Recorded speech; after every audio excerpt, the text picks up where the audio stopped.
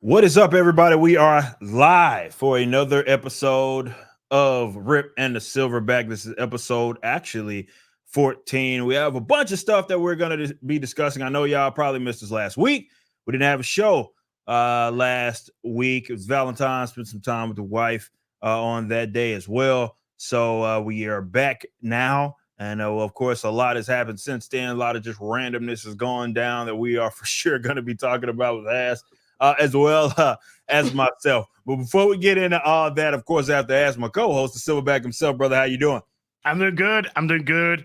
Hope Lady Ripper got spoiled last week. Absolutely. I know chat's mums, they got spoiled. I wrecked them.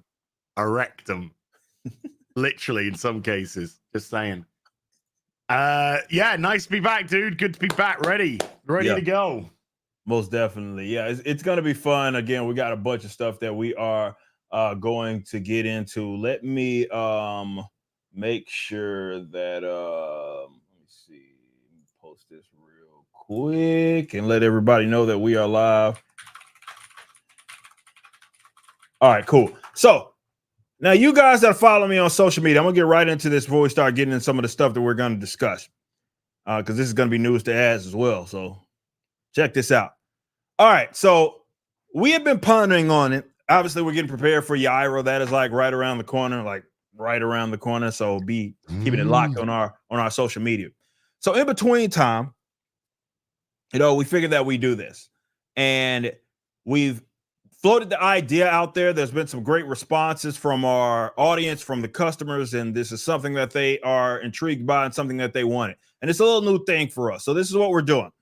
We have a new series. It is called The Art Of. And in this series we're going to be doing is showcasing some art from the artist that we select, whoever it may be.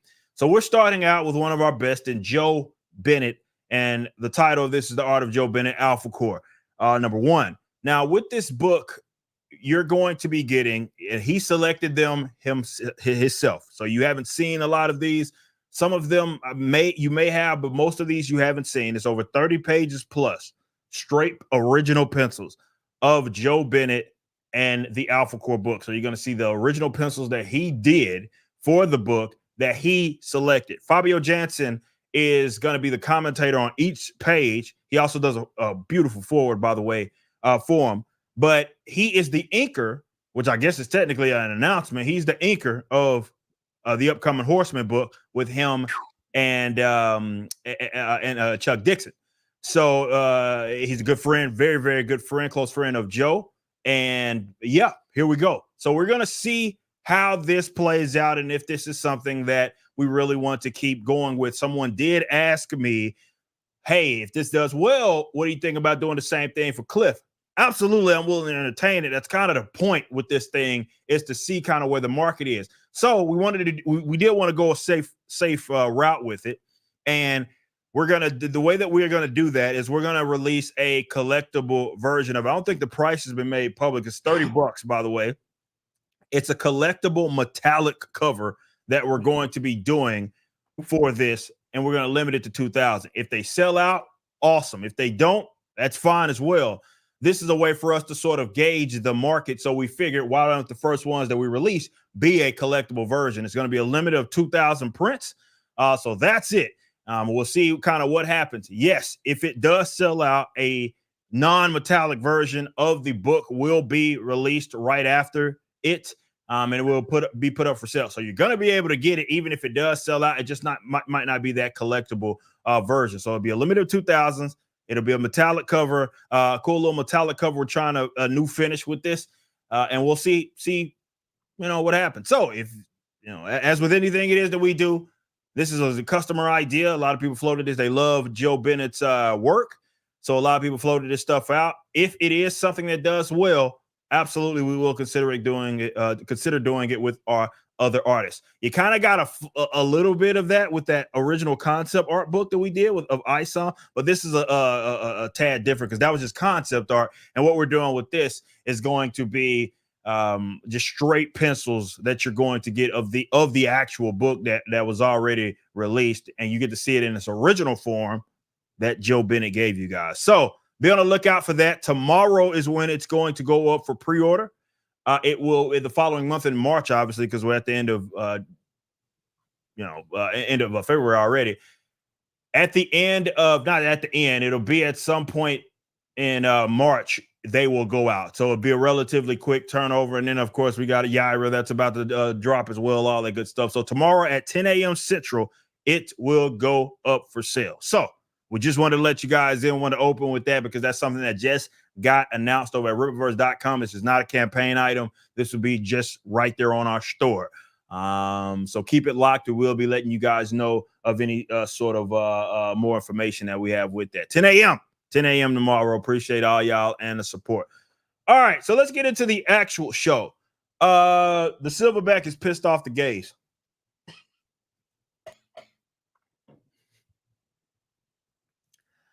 And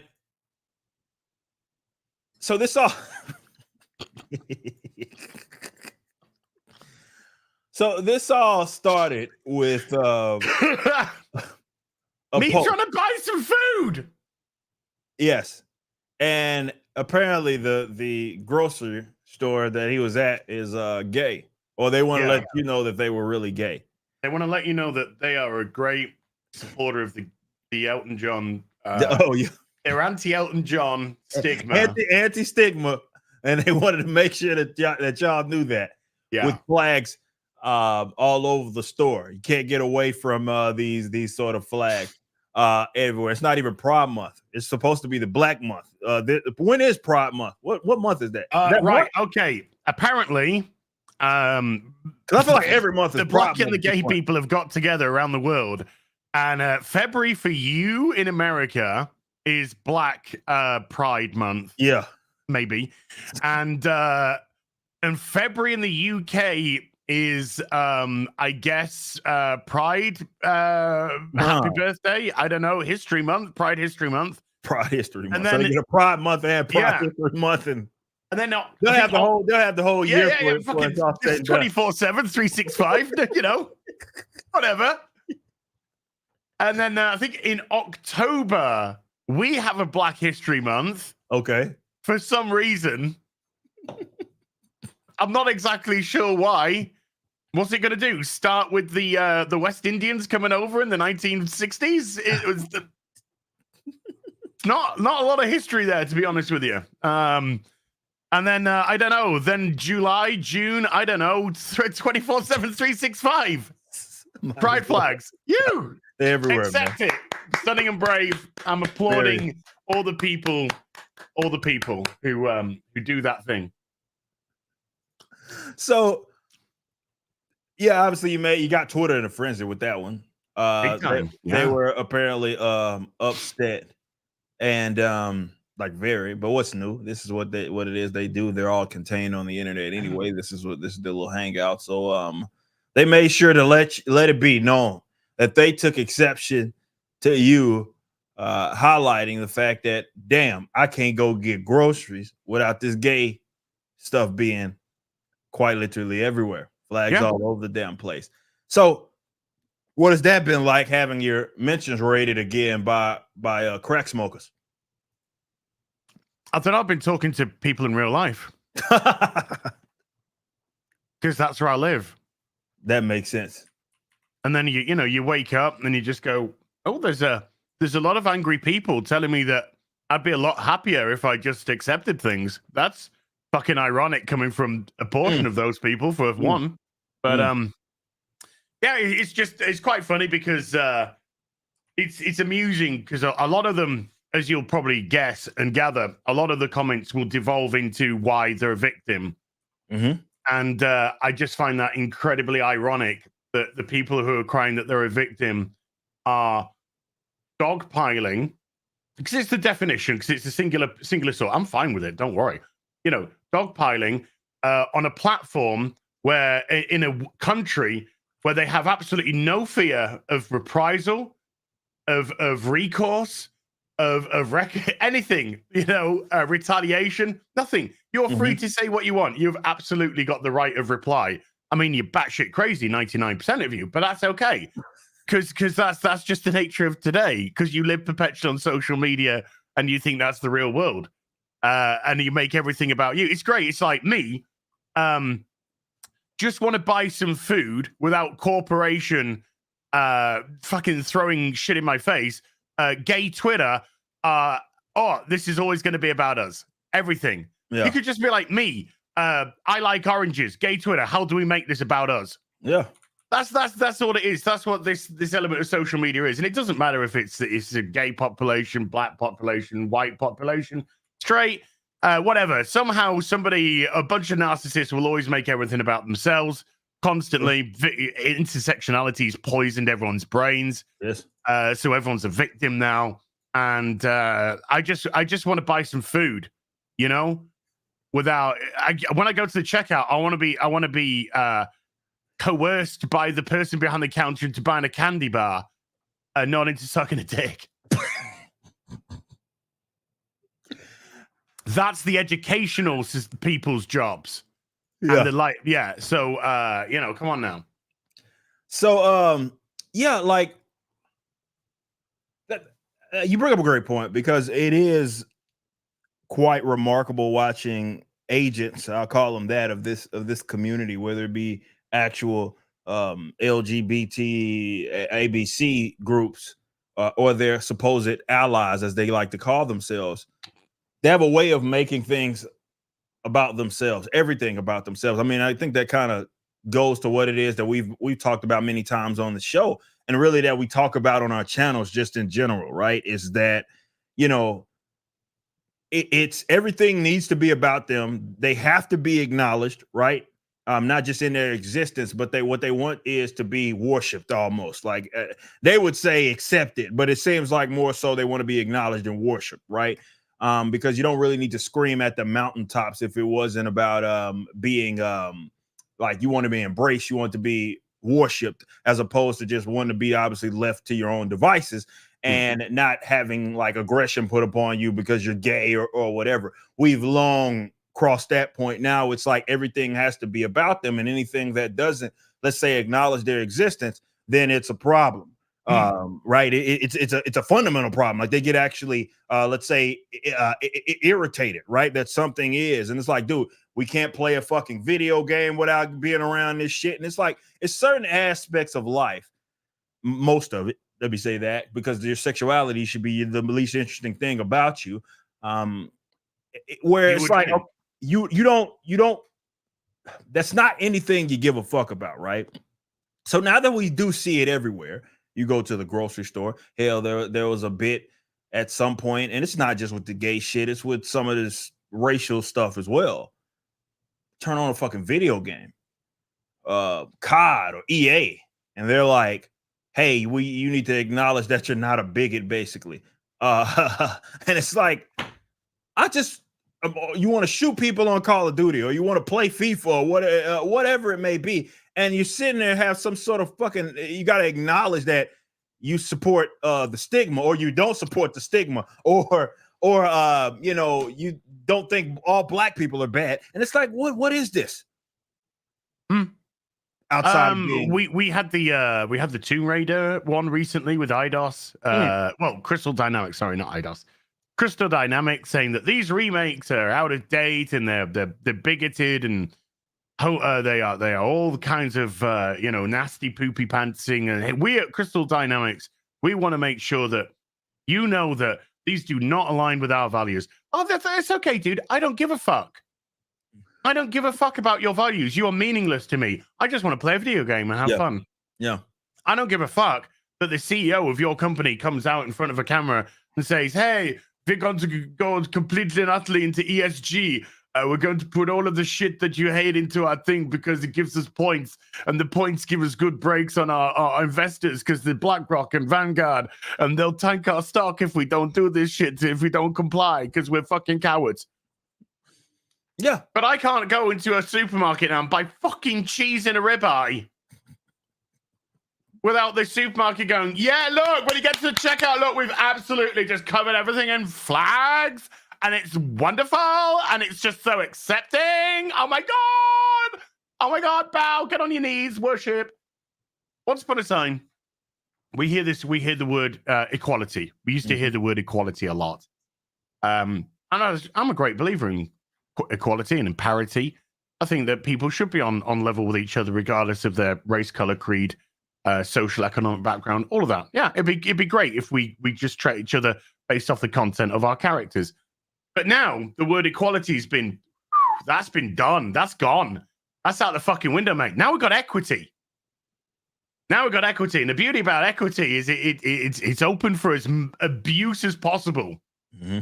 Because equity means that we gotta get a load of shit, and then when we got a load of shit, we're gonna decide whether or not we think that's enough shit. But it's never gonna be enough shit because we run the show, and there's a word called intersectionality, which we put together with it, which means we've always got to be a victim. So we've always got to take, and it'll never be enough. So it'll never be enough. So I think it's rather amusing that you get so worked up that you think we need to go into a fucking supermarket to buy food and just be like me going up to the cheese counter, just like getting some cheese and just having somebody come up to me and go, that cheese is an ally of the LGBTQIA community. What? We just want you to know that that's where that cheese comes from. I just want the fucking cheese. I'm going to put it on some bread. I'm going to make a cheese toasty. It's going to be delicious. Oh, bread, did you say? Oh, well, that bread was actually purchased from an ally of the LGBTQIA plus 2IAs, two-spirited community. What? Just fuck off. Seriously, fuck off. It's got nothing to do with acceptance anymore. You say you want to be, we want to be just like normal human beings. Right, well, act like normal human beings then. And that's a great way to start. There's a lot of them do. A lot of the people who are in those well, they're not even in those communities because it's collectivism. They just get grouped in, as a matter of fact. But a lot of people who are just like, a lot of people are just gay, normal, regular people. You wouldn't know them from fucking Adam. Mm-hmm. It's the ones that just, we want to be accepted. We want to be accepted in this march that we have in this whole month, which is 365, 24/7. Just want to be accepted on the megaphone. Just want to be accepted. Everybody, this is your television. This is your internet. We just want to be accepted. And then you get to a point where you're just like, do you know something? I don't think you just want to be accepted. No. I think it's just always going to be about you. Those are the people who are annoying. A lot of people go, oh, you're homophobic, you're racist. That's got nothing to do with that. It's got nothing to do with that whatsoever. It's the minority of the minority. It is impressive, right? That they go these great lengths to make things about themselves. Look, I am all for, and some of you guys, if you've been watching my channel over the last week, you know where I'm going with this. The best literature in the world, right, has historically, regardless of the intention of maybe the writer or artist, has some sort of like real world relatability, and people can say like, hey, this is and it's not limited to color or anything. Oftentimes, and most times, it's just in sheer experience, right? And like that you can relate to this narrative, you can relate to this story. And it's been funny watching somehow a narrative float around. First, it was about like more so Black people and their experience, and then a recent new phenomena, right? And by relatively recent, I'm meaning like literally in the 2000s, the X-Men all of a sudden were specifically created to represent gay people, and it's like, all right, if you're gay and you think that being ostracized or something like that is something that you experience, I mean, look, maybe a little bit of dramatization, but whatever. But to then hijack these and that's the part that gets me, is the revisionist history and the hijacking of this whole thing, where it's like, no, this is us. This was about us. This was wrote to be about us. These groups of people were mutants, right? They're basically the same as gays, and it's like, or they were created to be that way. It was an intention that was placed upon them by the creatives. And, I could show receipts as long as CVS saying, well, that's just not true, and it doesn't matter. Like I say, it's one thing to say, okay, my experience has been this and I relate to them, right? And I've said this before. This has been a device in storytelling quite literally for centuries. It's kind of weird that all of a sudden, like, people not liking you for who either you are or who they think that you are is somehow now exclusive to black people, or now it's somehow exclusive to gay people. And it's like, did the Salem witch trials, as an example, was that not a thing? Like, like over the course of like quite literally human history, people for various reasons have been either ostracized or, let's say, penalized in their existence just because they were a thing. Or again, in some cases, people just lied to make it up. This is not anything that's exclusive to black and or gay people, right? It's not. It's something that many different people are going to find some level of relatability to. However, as we've seen, unfortunately, with agents, again, I call them that purposely, agents of this community, right, which is largely corporate, they hijack shit and they say, well, this is about us. And it has to be about us. And if you don't agree, even though there's been conflicting reports, if you don't agree that Morph is now non-binary, then you don't know why they created the X-Men. It's like, what the fuck does that have to do with anything? Like that you're revising history, and now you're gaslighting us.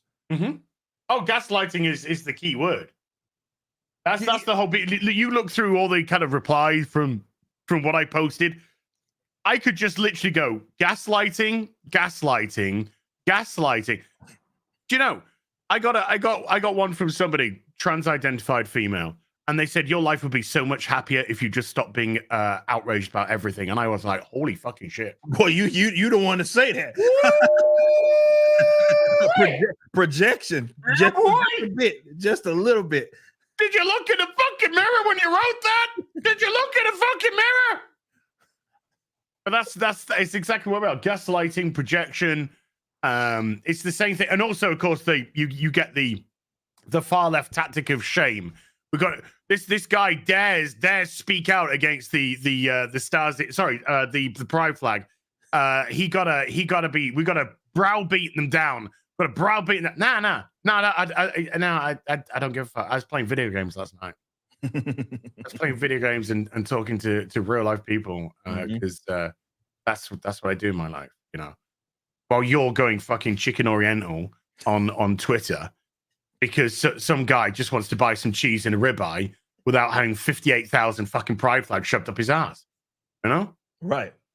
I don't think it's too much for us to let people just shop without fucking far left ideology shoved down the throats, you know? And it's so corporate, let's call this shit for what it is, right? Like it's like it's orchestrated, right? It's all orchestrated and it's corporate as fuck. This isn't some like organic movement, bro. Like, no, this is just some corporate BS. It is quite reasonable for anybody to be like, hey, bro, when I go to get like some steaks, like I'm not trying to be bombarded with all this gay shit. Like that's a reasonable expectation. Doesn't mean you hate gay people. You would think. But apparently it means you do hate gay people. You are anti-LGBTQIA. Well, I'm definitely not an ally because being an ally to fucking people like you is the last thing on planet Earth I would ever want to be.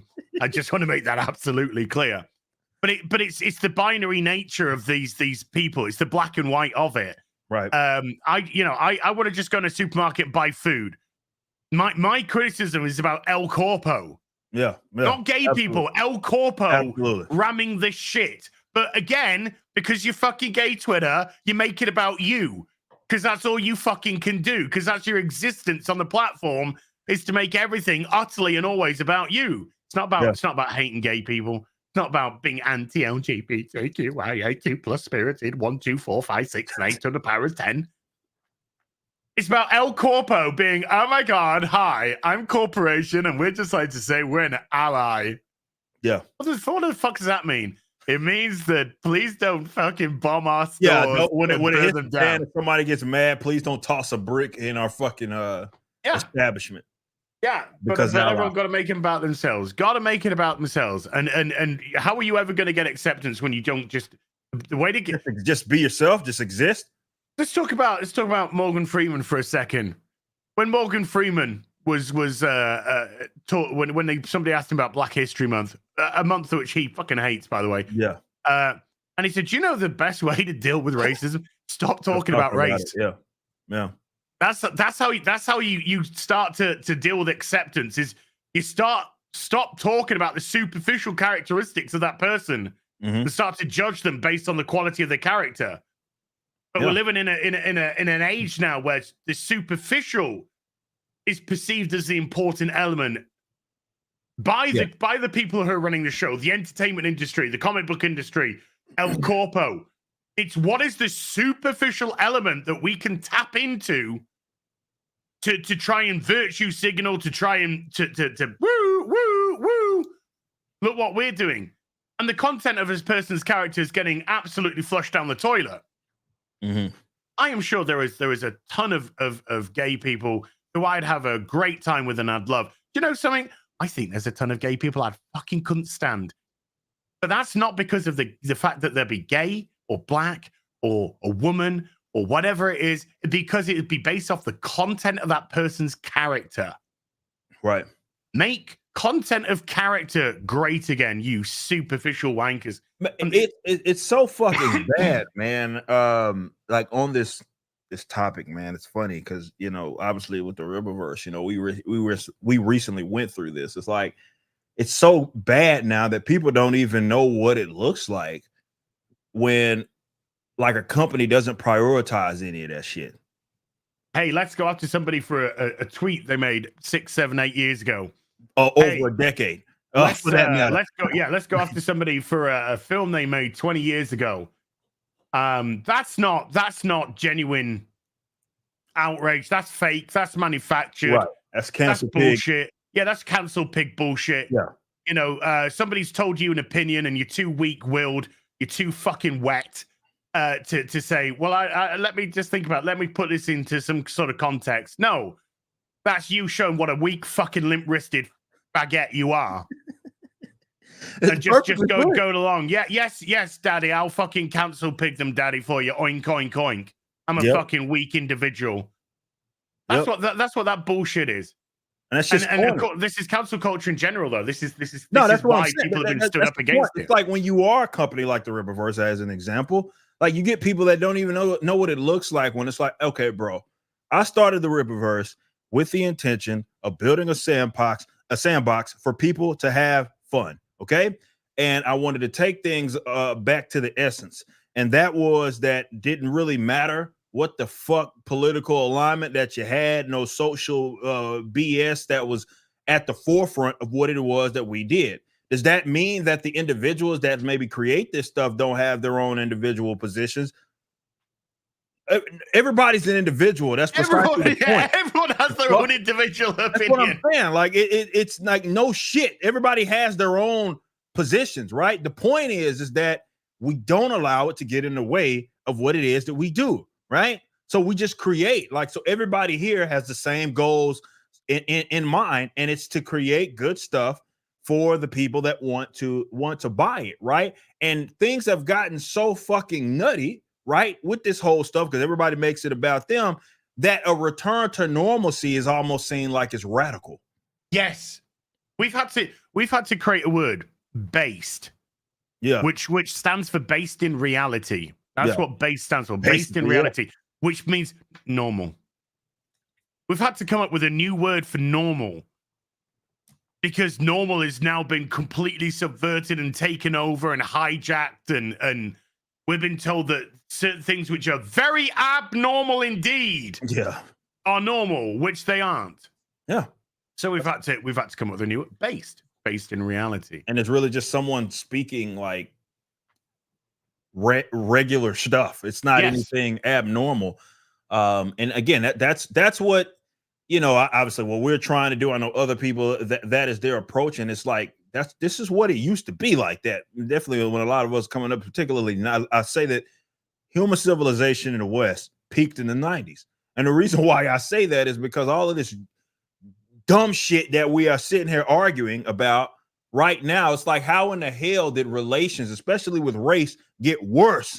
How did it fucking get worse over the next decades? How in the world are we so far removed from the more discriminatory and, you know, like state funded and state orchestrated discriminatory stuff to where we're at now, right? To where it's worse, Relations have gotten worse. People are more aggressive towards each other on these individual, based on a lot of this superficial stuff.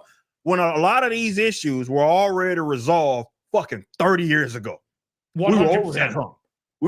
Absolutely. We were over that hump. And now, like I was saying earlier, we've got to the point to where you got people, whether it be like us and others, that are just trying to say, look, okay, have your positions, but for the love of God, can we not make that like the number one thing about what it is that either you are or what it is that we are collectively trying to do, right? Like as a company, people don't want to be having to worry about this shit. This is why the Rippaverse, we don't take do I have my own political positions? Obviously, right? I talk about them all the time. Does that have anything to do with the Rippaverse? No. It doesn't have jack shit. Like I've said before, if all I did was hire people that thought like me, as an example, boy, it'd be a lonely, I don't know if it's enough comic book creatives around that think like me on all these various other topics as far as political and social stuff. It's a return to normalcy. And that is that, hey, we could all work together when Denny O'Neil and Chuck Dixon, despite being on opposite ends of the political spectrum, could come together and make great things. That used to be the norm. And it is really how normal people operate. It is a relatively recent phenomena where now all of a sudden everything is so fucking divisive to where the political stuff or the social political stuff is at the forefront of every fucking thing, right? And it has to check this box before it is approved to exist. And that's led to all of the damn conflict it is that we have right now. And like I've said a million times, if you do try to return to normalcy, people are going to look at you like you're fucking radical, even though you're doing something that, again, we were doing 30 years ago. Yeah, because they're under the boot. They're under the fucking boot. Yeah. Because they don't have the fortitude to go, no, that fucking person with a beard is not a fucking woman. That's a dude with a fucking beard.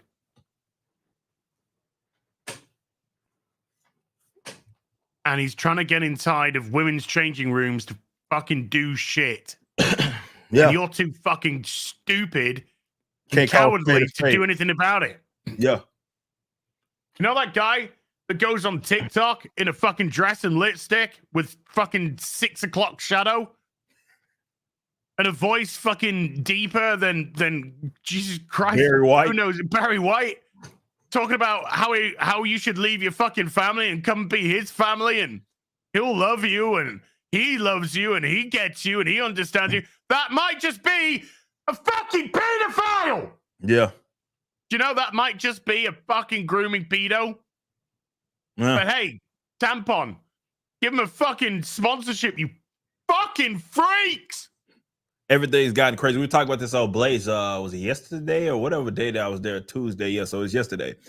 And you know that some girls' basketball game, and there's some dude. He's like 6 feet, and he's fucking like he's manhandling. He's snatching the rock away. They're going up strong, injuring these fucking chicks, bro. Not playing around. But things have gotten so crazy that is a thing. Like that, like that's a thing to where, and it exists. Why? Because people are more afraid of the social backlash that they are going to get. Yeah. That they would rather crazy shit just exist, even if it means destroying the sanctity of women's girls sports. They'd much rather that happen. Do you know what that sounds like to me? Bigot. You know what that sounds like to me? That sounds like some fucking 100% platinum gold fucking tiered latinum misogyny to me. Yeah. Yeah. But hey, for that guy that says, you know, this fucking flat ass, flat chested, flat actor woman in the lead role that's got about as much personality as a dead cockroach, she's pretty shit. Misogyny! Now let's put some more men in those women's sports. Yeah, same people. Fucking idiot. Absolutely. We're dealing with, this is it. We're dealing with dude, I'm contemplating moving to fucking China for a fucking, for a normal life. I'm thinking of going straight bypassing the fucking bullshit. Just go straight to concentration camp and going, oh, this is lovely. This. Oh god, it feels like fucking normality.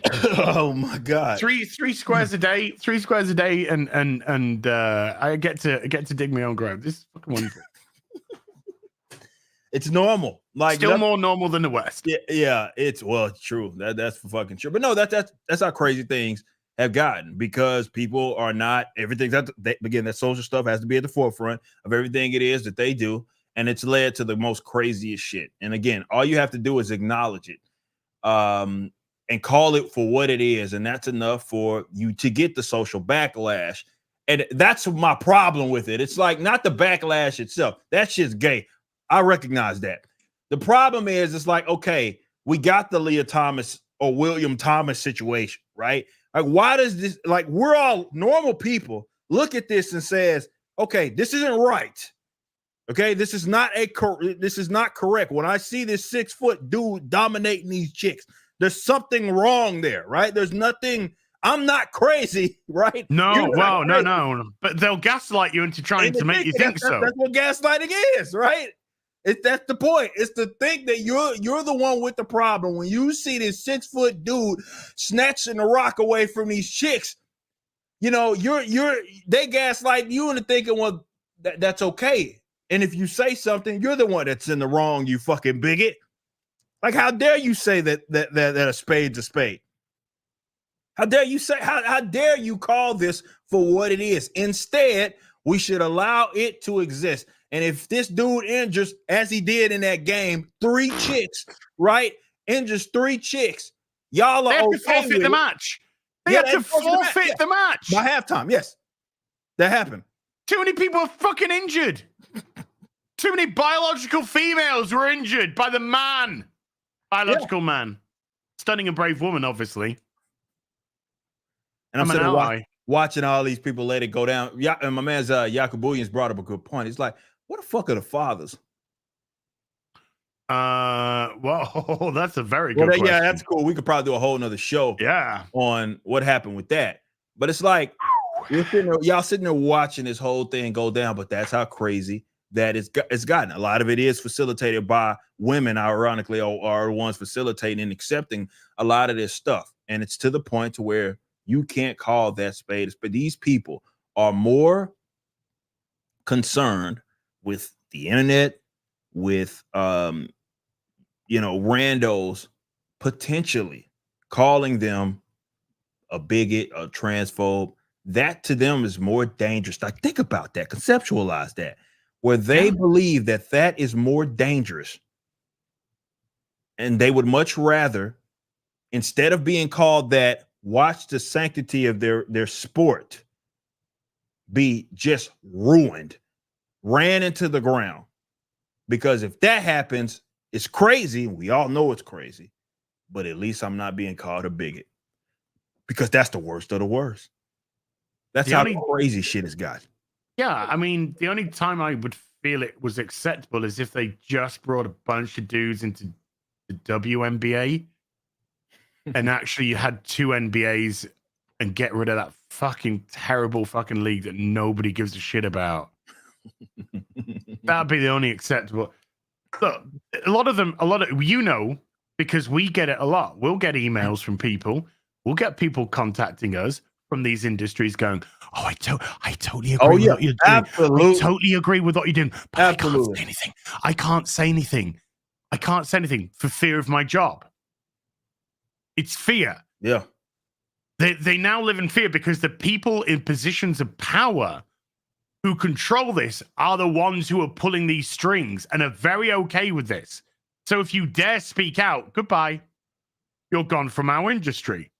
Yep. Goodbye. And then the more people that think differently that are gone, the stronger the echo chamber becomes, the more fortified that is. And you get to a point where it literally comes to a point now where the inmates are running the asylum. That's the that's the proper analogy, because you are fucking mental. You are mentally fucking ill and you're running the fucking show. You are. Nutty people run the nut house. That's how it is right now. It is crazy, and it sucks. And you bring up a great point. You know, I know we've all been contacted. I've been contacted by people in the comic book industry, and I usually say the same thing. I'm like, hey, bro, I appreciate that, but you're not helping this situation by remaining in secrecy. Even though you know all this shit is fucked up, again, you worry too much about the social clout of it all. And instead of just being a normal person, and, you know, granted, each year goes by and more people do start to come out to just start being normal people and start acting like normal people and recognizing that, look, this shit's fucking crazy and I shouldn't have to deal with this. You know what I mean? Like this, it's gonna take that in order for us to return to some sense of normalcy, because right now all the crazy people are the ones that are in charge, and you are allowing them to coerce you into having a position that you don't have. It's either one or two things. Either you're publicly having a position that you don't actually have out of fear, or you have to just not call it for what it is because you're too scared, because you may lose your job, or you may have Twitter on your ass, or you may have YouTubers and whoever saying things about you, so you won't just speak up for what is right, what is just. That's it. That's all this is what's right, what is just, what is truth. That's all it is that you're doing. These aren't, or rather, these shouldn't be some bold and brave positions. It's such basic shit. You see something is wrong. Your eyes tell you that when that guy rips the rock away and injures this chick, you see something's wrong with that picture. You see it. You know it's wrong, but you won't say anything because, going back to the other point, you call it for what it is. You're a coward. Yeah. Because the more people that speak out, the sooner this shit gets sorted. Yeah. I mean, I get the kids. When it's kids competing, I get there's so much pressure, peer pressure from the kids to get on with it. You know? And it take an exceptional kid, admittedly, to say, fuck this bullshit. I'm not competing, I'm walking off. Yeah. It takes that. But if you get solidarity with your teammates, walk off. Do not compete. Do not save your own sport. Save your own sports. Because right now we're just getting record after record tumbling to dudes. And you don't think there's some sort of correlation between the introduction of men into your sport and the fucking destruction of all your records? Yeah. But that's stunning and brave. It's not stunning and brave. This is again, I have to stress this. I have every sympathy in the world for legitimate trans people. And by that, I mean people who have body dysmorphia, crippling body gender dysmorphia, that they believe that they are in the wrong body and they just want to live their lives in the body that in the perceived body that they believe they should have been in. I got every sympathy in the world for those people. But we both know that this area has been absolutely co-opted by people who are not that way inclined in the slightest, but are using that as shields and weapons to be able to do all sorts of shit. Yes. But do they truly identify like that? Of course they fucking don't. They've identified an area of to be exploited and a group of people to be legitimately exploited. Because you're dealing with nasty fucking people, cowards, weak. That's who you're dealing with. So they come into an area that they feel there is vulnerable people to exploit, and they exploit them. Because that's what fucking cowards do. And now they have the swords and the shields of that whole community behind them as they behave in the most disgraceful manner, perverting the most beautiful of things through everything. From our pop culture to our entertainment, the whole job lot, to existence as a man and a woman, everything getting shattered by these people. But the legitimate number of people in those fields is still absolutely minuscule. But I'd argue it is for sure. It is like you're right. I'd argue that I think look, I don't care who you are, what community you claim you belong to. I think with this, especially with this whole trans shit, the dialogue around this issue has fucked up a lot of people, and it's to the point of no return. And it's because instead of treating it like, even with the dysmorphia thing, treating it like it's exactly that, and in which a lot of people have needed help, we've made it socially more so normal, or try to normalize this. And what have you gotten? A bunch of confused, fucked up people. You know, when I talked to Chloe Cole, for those who don't know who she is a detransitioner. She went through this. She's only 19 right now. So all of this happened with this whole detransition, or the whole transition stuff happened when she was a minor. Okay, your doctors, all your medical community were in on it, right? As this bullshit got more and more normalized, and now you have a situation where obviously she did not have the mental capacity to make such a decision.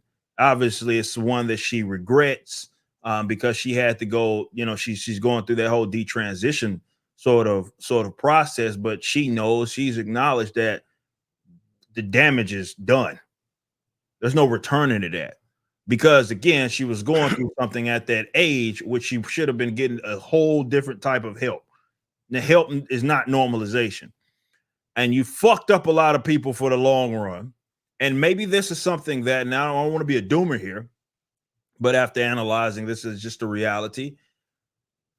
There's going to be a blowback here at some point, because you're raising an entire generation on this dumb shit. And by dumb shit, I'm meaning, instead of getting people the help it is that they actually need and dealing with that specific problem, what you have is, I mean, you could make the argument, there's a story it is that I'm going to show you, that this stuff is being pushed on these young people.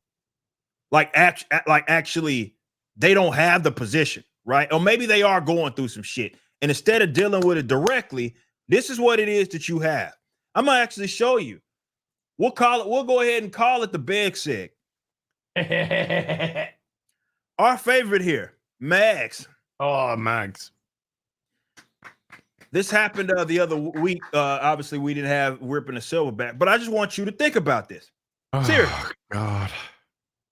So she has a book that is coming out with an artist that apparently was she's the artist that was responsible for that Young Diana thing over with DC Comics. How did that do? Well, they are teaming up for a book that is specifically aimed at minors. Let's just call it what it is. This is a person that is 16, and she has just moved to New York, from New York to California, and transitioned at the same time. How weird. And goes on to say it's a story about adolescence and suddenly being aware of the expectation people place on you, and your body suddenly commodified and sexualized before you even know it's happening. Oh my God, the fucking God. Oh my God, the irony. Oh God, the irony. Fucking hell, the irony. Okay.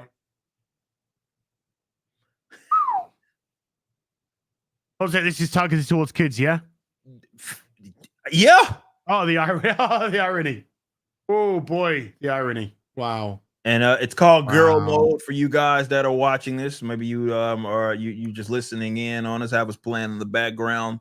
It is obviously in the form of, I guess this is kind of some, I don't know, dude that dog shit in the is that okay. And yeah, it's targeting kids. That's my thing. Okay, that just calling this for what it is. It targets young people. It's going through this whole transition bullshit, and it's targeting young folk. Going back to what we were talking about in the early segment.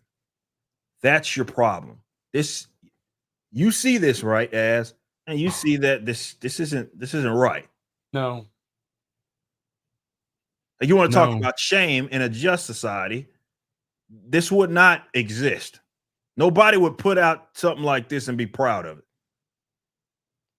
But this is the world that we live in. And this is how crazy shit's got. Look, I know we're getting really, really heavy into the social, political stuff, but seriously, I'm a libertarian, right? So my position on this whole thing is yeah, I have my individual position as far as my opinion. And do I think this shit's weird? Absolutely.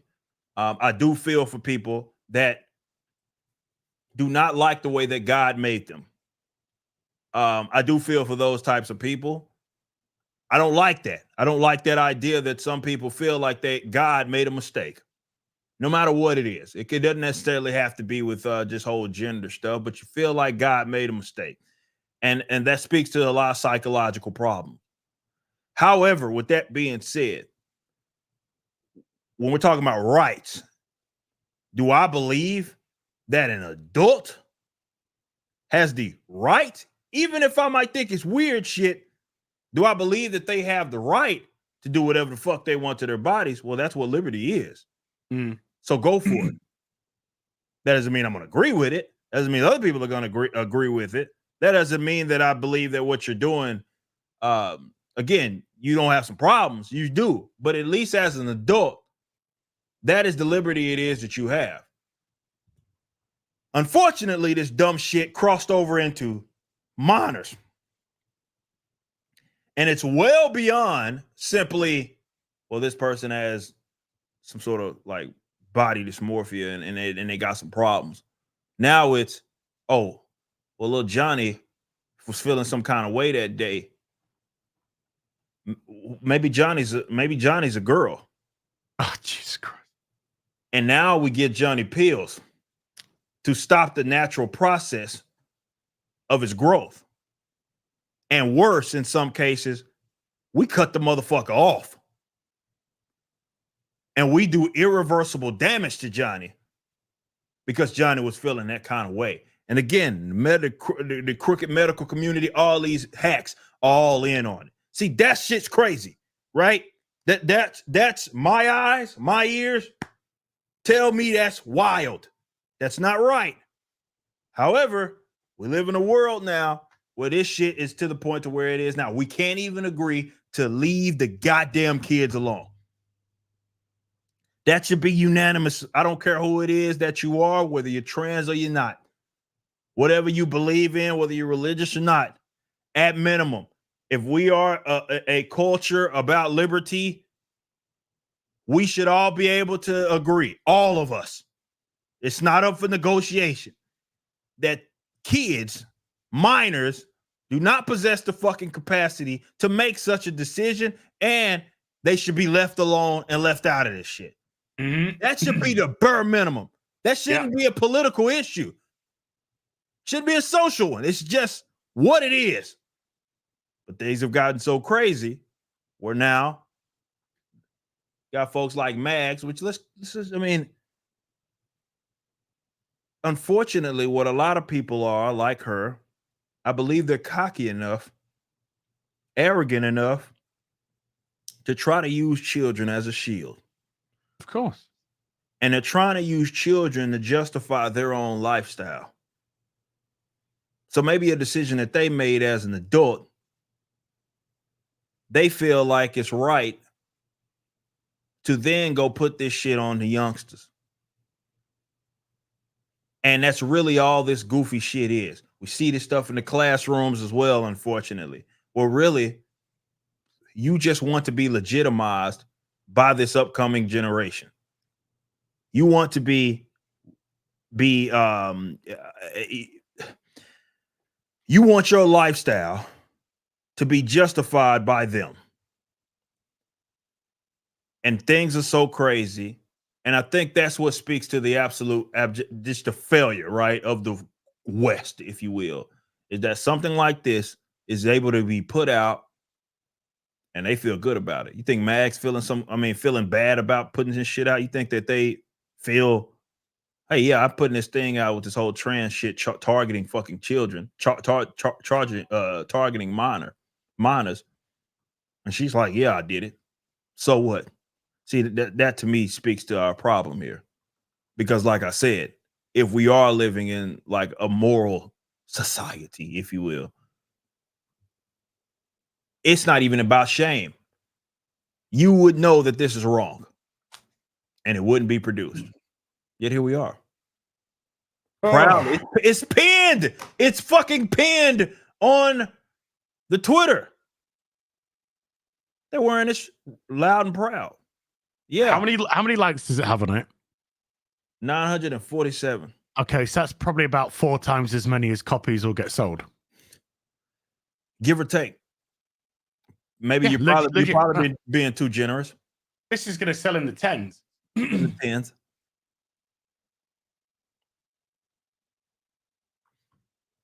You're literally making a book for an audience of you. That's it. Yeah. But that's the fucked up thing about it. You're making it for yourself, obviously, to legitimize yourself. Obviously, this is your position. For people that don't know, Mags is who funded it? Because Mags is broke. Because they beg it virtually every month for money. So who's publishing this? Who's funding this? We're about to check it out right now. Actually, let's see. So bookshop.org is where it's at. Who is the publisher? Bolzer and Bray Harpertine is the publishers. Okay. Yeah. There it is. Yeah, I missed that. Okay. Bolzer and Bray Harpertine is the publisher. And the categories, obviously LGBT, social themes, dating, and sex as well. Yeah. It's targeting kids, bros. Yeah. It's targeting hell. They even got ironically the advertisement is Dr. Seuss. This is a much better option for your youngsters, by the way.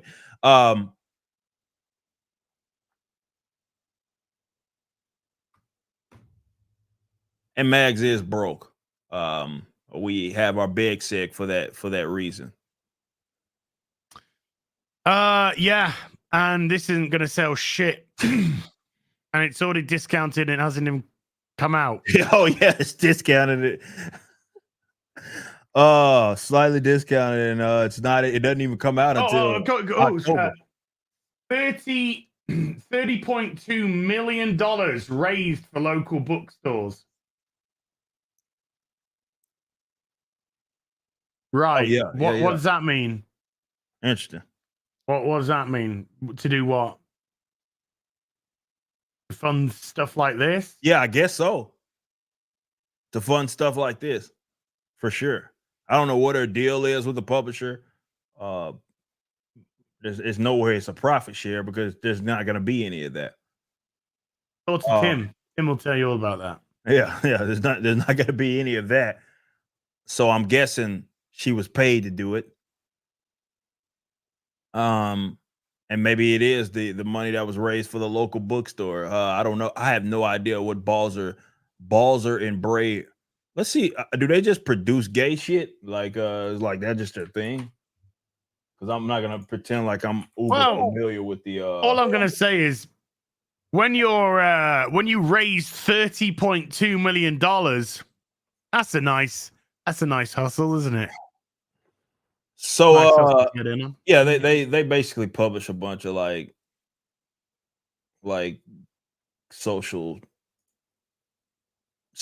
charged books. This is what it is they do. I'm looking at some of their imprints now. You have over here, there's I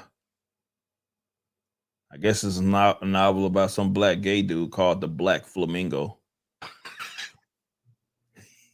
No, it is. Yeah, a fierce coming of age novel about identity and power of drag. It's not. It doesn't look like it's targeting kids, at least. That is, if The Black Flamingo isn't in the Rippaverse by next week, I'm going to be disappointed. Yeah. He's a flamboyantly gay hero for the modern audience.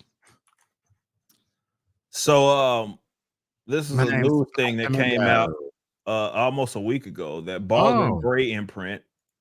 Are they a non-profit organization by any chance? I don't know. Like, I don't even see a like who owns this shit. I'm trying to do my favorite organizations are non-profits because they sound so good, and it basically means we take as much money as we want, and then the rest that we got left over we'll give to whatever causes we do because we're non-profit. So we pay ourselves $500,000 a year salaries and stuff like this, and yeah. Who are these people, man? White women, white liberal women. Well, yeah. So this is it's saying that the Balls and Bray imprint is moving to Macmillan Children's. So yeah, Balls and Bray is the senior vice presidents and co-publishers. These look like the type of people to me that would publish the type of stuff. This is exactly what it is that I envision that they look like. All books published by two at HarperCollins will remain there. So HarperCollins was, I guess, the old one. Oh, I remember HarperCollins. Yeah, but so yeah, these launched in 2009. Balls and Bray has published numerous critical and commercial successes. I guess the next one will be this Mags' Girl Mode will be a #1 bestseller potentially.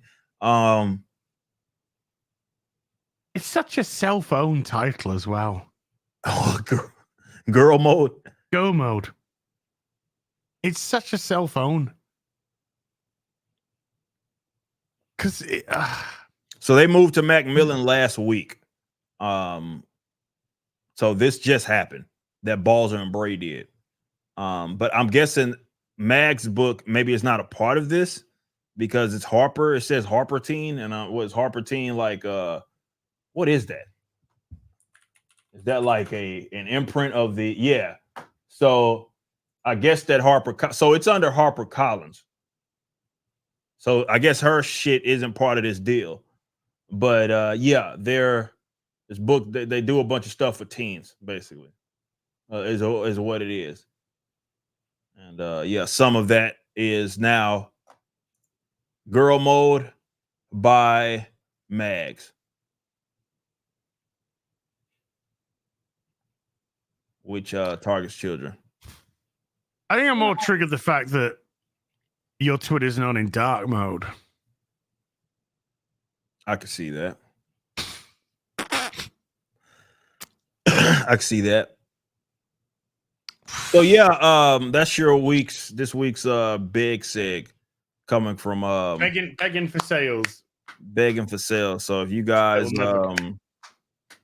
fuck man, the world is goddamn crazy, man. But that's pretty much all it is that I can say about that. So I know before we get, because I do want to talk about like some of this what's going on with this Borderlands shit here in a bit, but also in case you guys did not see it, the new Elden Ring DLC also.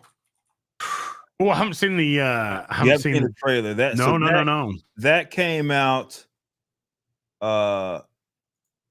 Shadowverse. Let me pull this up real quick. I'm gonna have this on mute just because I just wanted to just kind of more so just watch it. So people can see kind of what we're dealing with. It looks crazy. Yeah, so this looks incredibly good. So I haven't had a chance to talk with you about this subject because every time obviously Elden Ring comes out, we may have talked about it briefly, but we haven't like done a whole segment on it. But I do want to get your thoughts on it. Elden Ring drops, or From Software, anything it is that they drop, if it's a Souls games, we know that games journals get to griping about difficulty and all sorts of bizarre stuff, right? And they're one of the, like, I would argue the #1 as far as a developer that people have so many issues for whatever reason with the fact that their games are often difficult. And by difficult, I like to use the term more engaging. They're my type of games because it's one of those games that I can't really sleep through. I don't have that option. Like I have to actually play the damn thing. And yeah. And like I have to pay attention. And look, those are the types of games that I obviously gravitate towards, right? These are the type of games that I love. Now, however, right, there's this conversation that often is led by games journals. And to me, and I'll give my opinion, I'll let you give your bit. To me, games like Elden Ring, which is basically an open world Souls game, prove that not only that there's a market for making these types of games, right? That people will really gravitate towards it. And you can have one of the top games of that given year as far as this player base, as far as the enthusiasm is concerned, by making a game that does have a gate. And by that, I mean, like, look, some people just ain't going to be able to get through it. Yeah. They don't make the game with it like everybody has to beat it or experience the story, as they often like to say. Hell, oftentimes with Souls stuff, it's like, hey, you got to put the pieces together with those types of games as far as the story anyway, because they are a gameplay driven company from software, right? Yeah. Always have been. That's what I love about them. So I think it dispels of this myth, right? Because this is the excuse that I often get from people is that, well, they have to make these games the way that they are because, well, people wouldn't buy them. They're losing out on money because, it's got to be able to access that lowest common denominator.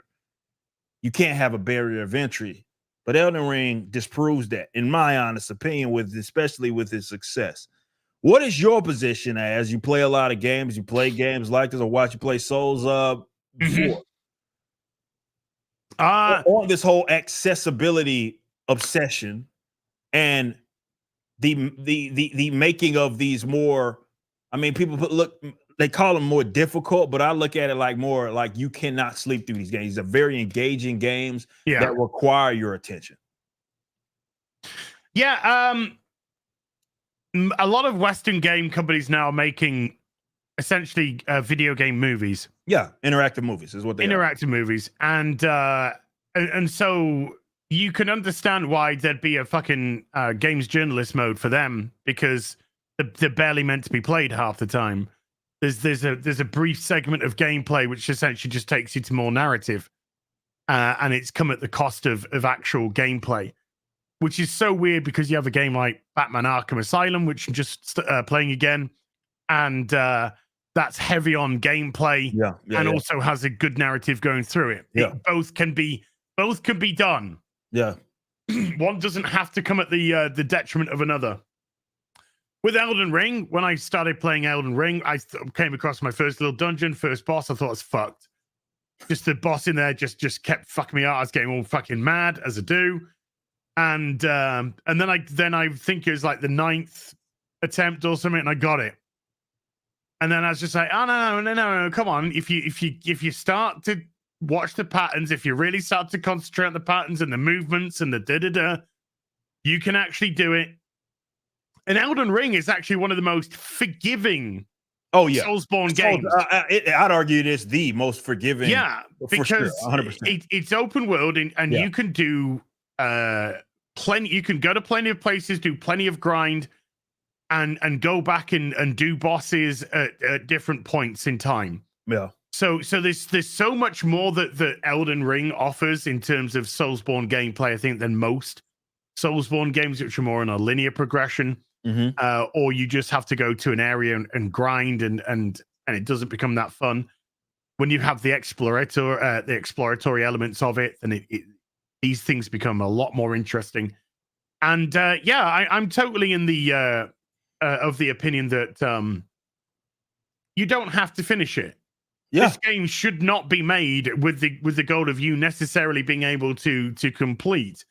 This is meant to be a challenge. This is meant to be for, we'll let you play a certain amount for sure. I think most people will get through a certain amount, but unless you have learned, unless you've begun to really get into the mechanics of it, unless you've really began to understand your builds and where your builds could potentially change on different bosses, different areas, yada yada.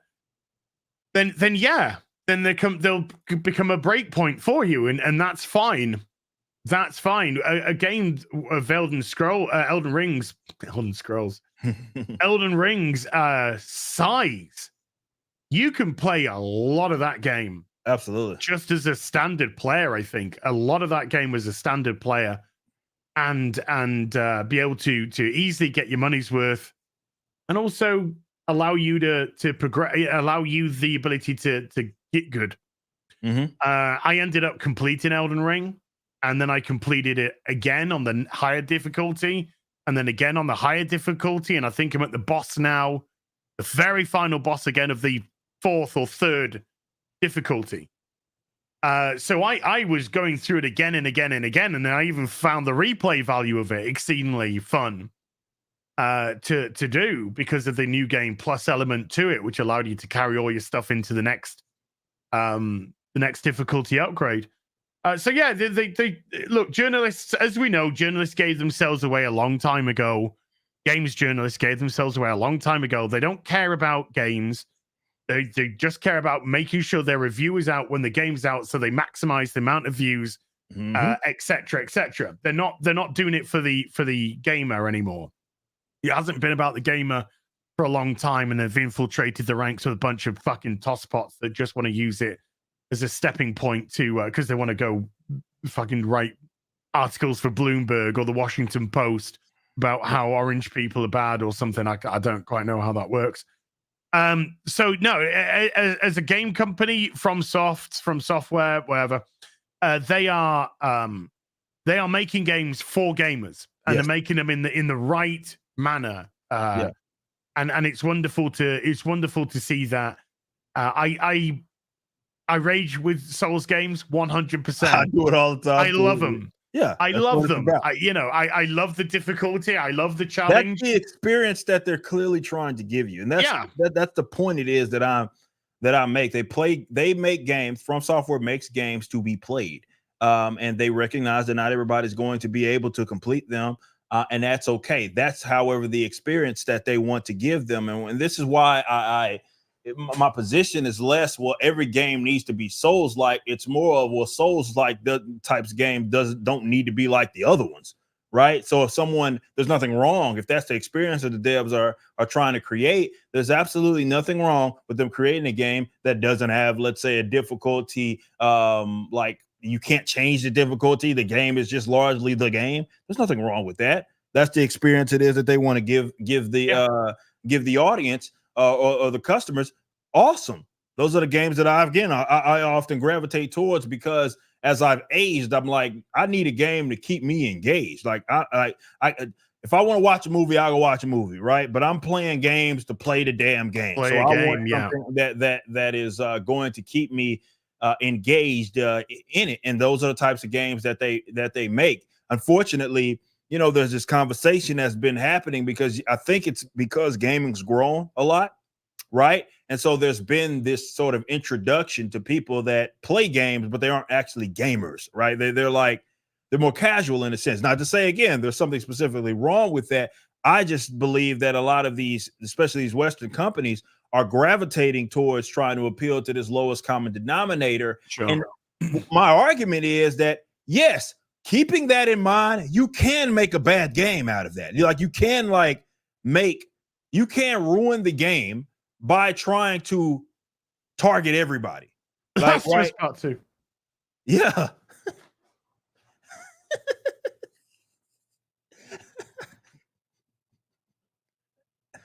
As was right.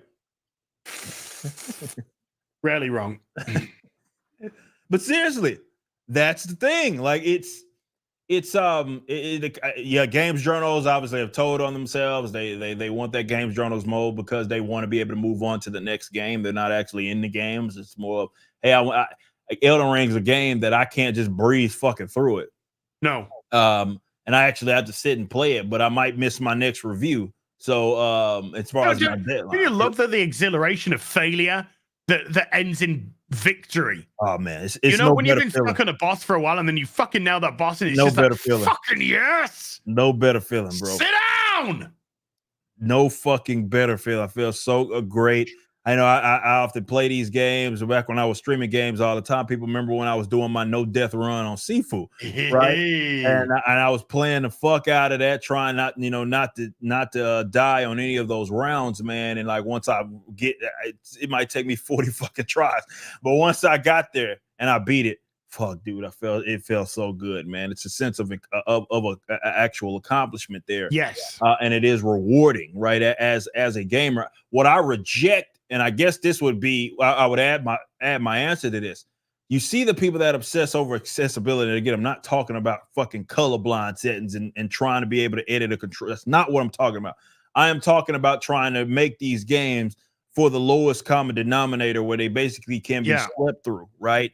My argument, and it's been this way for a while, is that look, a game like Elden Ring, it does have a gate.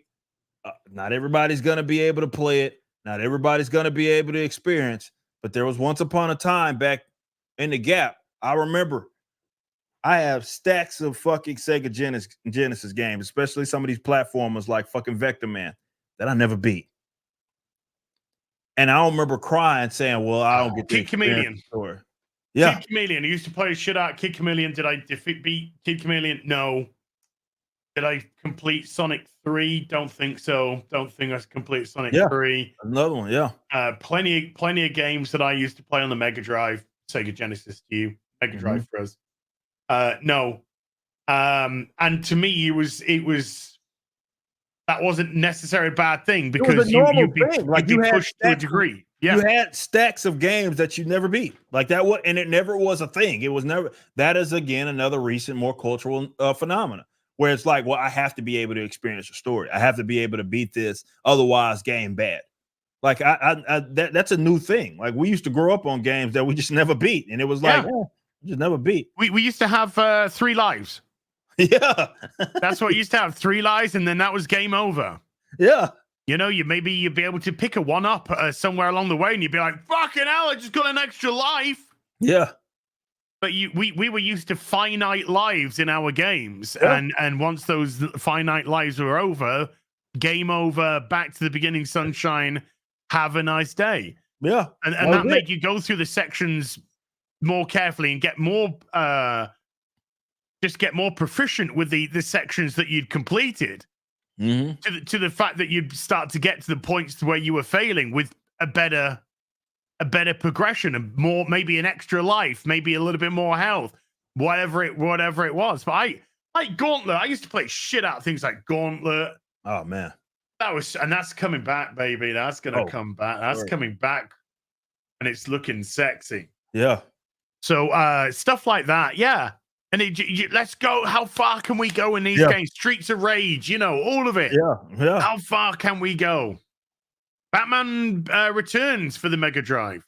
Battletoads. That's a doozy of a video game. Yeah, it was a normal thing, and now I think with the introduction of a lot of people, yes, gaming has expanded. It's as big as it's ever been. I think a lot of devs are thinking, I don't know who it is. Maybe it's the corpos that are part of these development companies that are. I don't know if it's some data that I'm not seeing, where they're like, look, if we can make our game as accessible to as many people, again, I'm just referring to the difficulty element of it, then we make the most money. And again, if they're seeing something I'm not, maybe that's what it is that they have access to. But I think Elden Ring just proves like that narrative altogether, because I know it's a bunch of people that bought that game that didn't fucking beat it. You know what I'm saying? Like they couldn't. It was a difficult game. It required a lot more time. It required a lot more effort, timing, memorizing sort of patterns, and being able to be able to react. Like that's what those games are. And I think that's great for your cognitive development. I agree, especially really good for cognitive development as you age. Like absolutely, it's keeping the mind sharp, right? 100%. But yeah, it is weird, man. And obviously, a lot of games are gravitating towards the interactive movie setup, and it's like, I don't want an interactive movie. I don't want an interactive movie. Right there with you. It works as a genre once in a blue moon, but when all AAA is developing, like everybody's doing it. Yes, yeah. exactly. Yeah, Then it's like no, I want to get. I think this is why I gravitate more now towards sandbox games because I'm creating my own gameplay, That's a good point. and the narrative is very minimal in them because the whole focus is You're on basically making the narrative. exploring, finding, building, developing.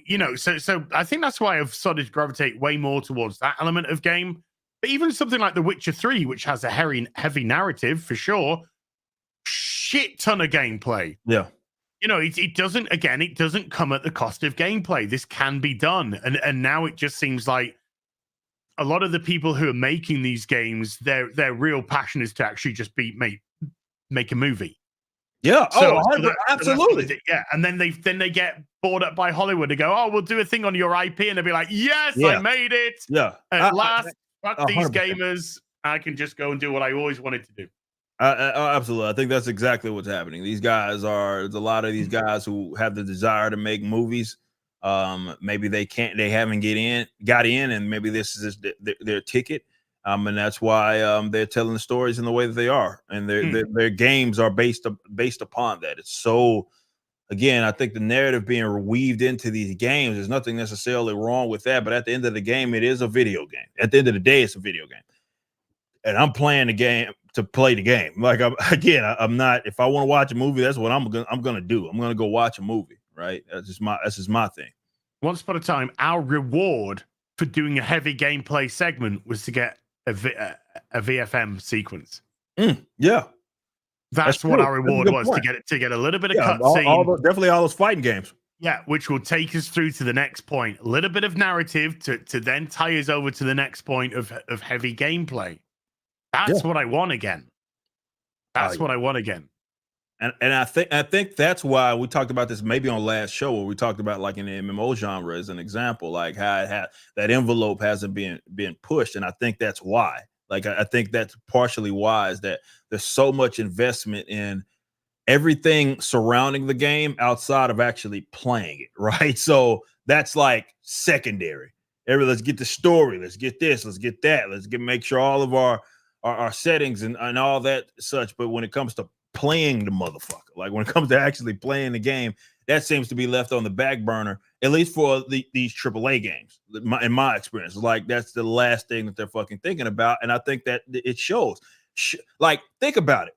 Like, even these big games that we are looking at as of recent, like outside of the Elden Rings, and maybe there's a few more that are, of course, when you look at the major AAA games, they're these like really heavy narrative, heavy narrative based games. And that's like, hey, the next Starfield, as an example, it's like, that's the next big thing. But Starfield didn't push the envelope in any regard with gameplay at all. Like, it's just, you played that game, you played others. It doesn't do anything new, but it was supposed to be the next big shit, right? Yeah, it was shit, all right. I guess in that case, literally, it was the next big shit. It just but the reason why Starfield failed, and the reason why the word boring has become synonymous with it, is because Bethesda games, Fallout, Elder Scrolls games, one of the biggest features of those games is the interconnectivity between the start and the next part of the story, because the game lets you do anything that you want. Go anywhere you want, explore any cave, find other stories, find side quests, just develop your character, and then you can move on with the main story whenever you so deem fit. Starfield cut it all out because you're going from planet to planet with no interconnectivity because it's a cutscene. You taking off from a planet is a cutscene. You flying to another planet is a cutscene. You landing is a cutscene. You've just got rid of all the interconnectivity that made your games amazing. Starfield. And then you land on a fucking planet and it's like, right, you got to collect 6 fucking samples of bird jizz. Say what? What the fuck has happened to your games? Oh yeah, by the way, the vast majority of the worlds you land on are completely barren. Some of them might have some creatures, maybe just like Moses. all the interconnected tissue that made them great gone. That's why Starfield sucked.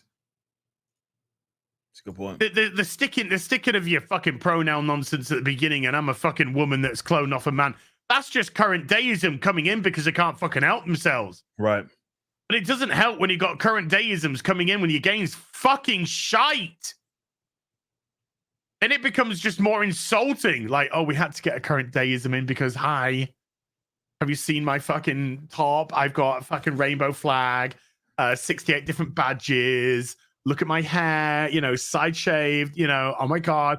Can you guess that I'm gay? Really? No, I had no clue. Threw me for a loop there, fella. No idea. Tell me more. That's why it gets fucking rage inducing. Yeah. That's crazy. But no, that's dead. That franchise is dead. Yeah, it was not the next it was not the next big RPG. No, for sure. Is the next fucking Z. Yeah. Yeah. Give or take. Give or take. That is pretty accurate. But yeah, it's fun to talk about that stuff. Again, it's just like seeing the direction of some of these games has been intriguing. Okay, so I don't know. Have you already had a chance to actually check the full trailer of Borderlands? No. I have been asleep all day. Ah, man, I woke up about an hour before the show. How damn, I don't know how good Lionsgate is with the whole I saw the poster yesterday. Yeah. And I was kind of scratching my head as to why Jamie Lee Curtis is playing a woman in her late 20s, early 30s. We talked about that yesterday on why is Kate Blanchett playing a character who's probably in her mid-20s? No, I like Kate Blanchett, but it just I got no sound though. Yeah. Hold on. Can you hear it now? Yes. Okay. Would you look at that? A ladder! Unfortunately, my design doesn't facilitate this type of... Well, destiny awaits. I wonder what the direction was with the whole, like, hey, we're just gonna a lot of our cast guys are gonna be just older, like for these people. I wonder what the logic was. Legend has it that there's this massive treasure hidden in some secret vault. And if you go hunting for it, you'd better take any help you can get. Because it's on the weirdest, most dangerous dumpster fire of a world in the universe. God, I hate this planet. What is that smell? Piss wash color. Ew! Put the window up. I don't want to! Roll the window up! Rolling. It's Pete. It's Pete. Why do you think it's called piss wash? How did it get the name? It's in my mouth!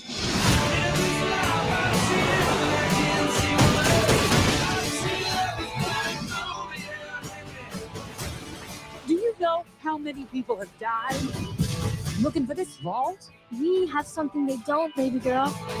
Okay, what? Major issues.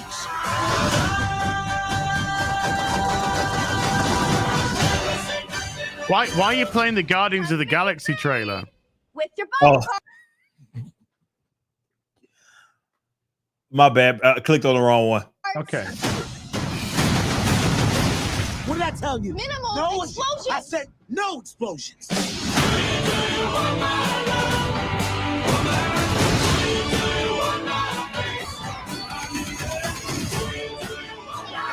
Step aside, bitches! Ooh, mine's bigger. What are you doing? I needed a gun. So you asked for it. There's only one of you in the world, and you're special. Uh-oh. Kill them all.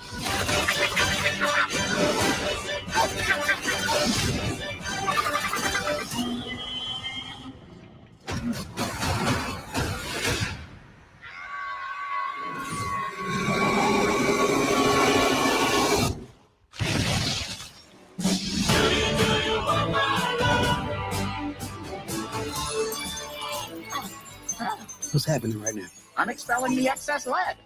I can't go if you're looking at me. Oops, actually, scrap that. I can. I really can. Actually, it's helping. Are we really waiting for this to finish? Keep looking at me. Interesting. How you feel? First thoughts. Remember MASH? Yeah. And that was a great theme. Suicide is painless.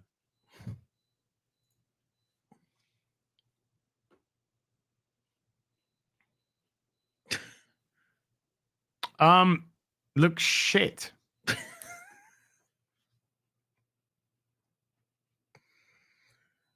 Hey, Guardians of the Galaxy, can we copy your homework but use crayon? We're gonna more colorful. Cut it like it, make it colorful like it.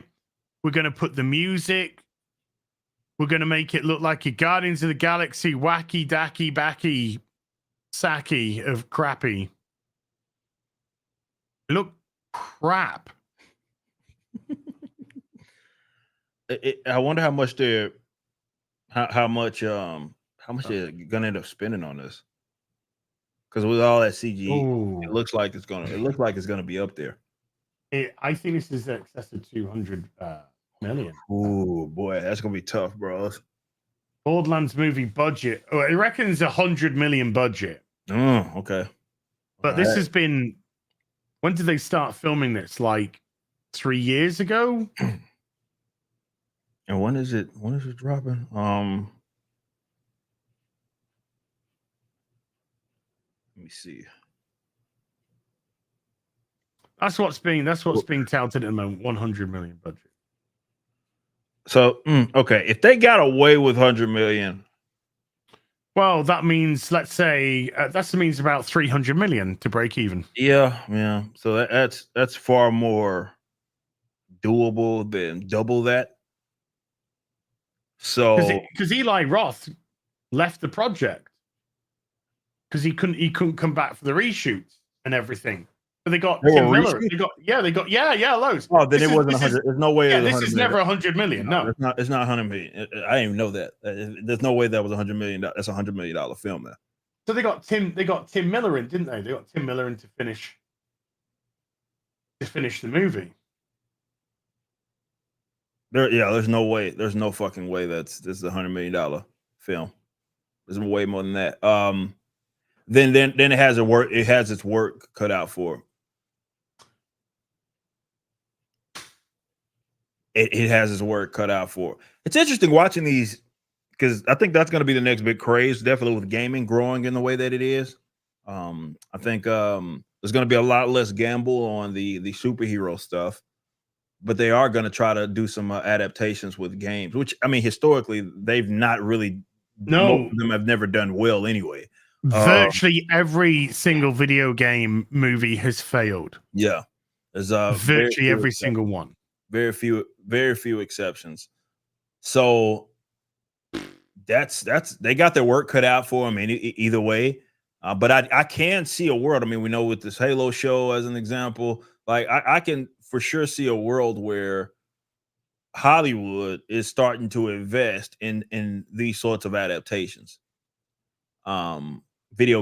Movies based on video games. It's grown. Video game has grown a lot. We were just talking about this in the last segment. But yeah, it's with reshoots. If they were able to manage 100 million, I could see where they broke even. But with those reshoots plus marketing, there's no fucking way that this is a $100 million film, and therefore it has its work cut out for it. Even $100 million budget, you double that, which is actually not quite correct because it's 40% international, 25% Japan, China. So you probably $100 million production budget becomes at least 220 million, 225 million. Then marketing budget, 50 million. So you got to double your marketing budget to get it back. But again, you're not doubling it. You're adding a little bit more because if marketing budget takes you abroad, of course, because you're doing international travel, all of that. So you're adding another 125 million onto that. So it's like 350 odd million. That's why they say times 3 production budget times 3 tends to be so there or thereabouts on what you need to make back. So that even $100 million budget on something like this, that's 100 million in air quotes, is like a 350 million just to break even on a video game movie. So they got the work cut out for them, man. I would say that's a lot more doable, but even once you bring up the fact that there's been reshoots, it's not $100 million film. Godzilla minus 112 million. Yeah. Why is a Borderlands movie 100 fucking million budget? Joker was 50 million, 55 million back in 2019. These budgets are insane. Yeah, they're out of control. ridiculous. They're out of control. That's what set Hollywood up for failure. It's the fact that they spend so much on these movies, and it's not like, you're getting an increase in quality. I think the Godzilla thing really, really shed light on this. It's like, how the fuck with all that CGI, how the fuck were they able to maintain that budget? And then you'll look at other movies that are north of 200 million that have worse CGI.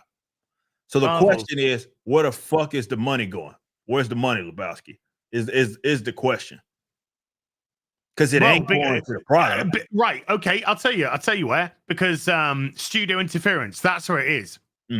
Because how much studio interference do you think there was with Godzilla minus 1? Minimal to 0.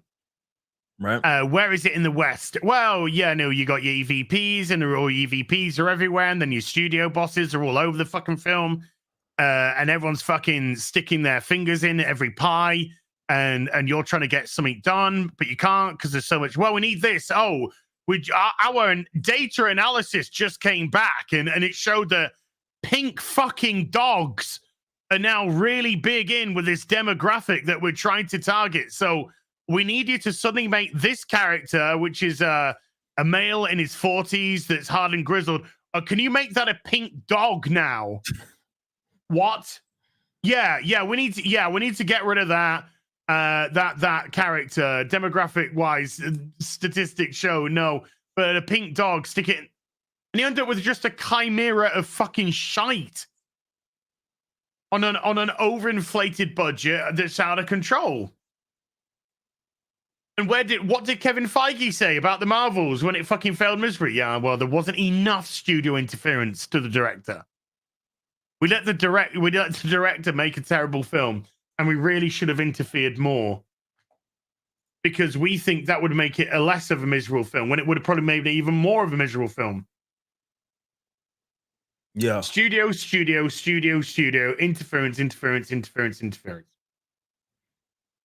Yeah, it's that's why this has been horrifically miscast. Right. Because it's just like, oh no, we need Jamie Lee Curtis. Jamie Lee Curtis did well in Everything Everywhere All at Once. Her star's high. Let's cast her as this 28-year-old woman. Even though she's 73, 74, whatever. I don't understand it.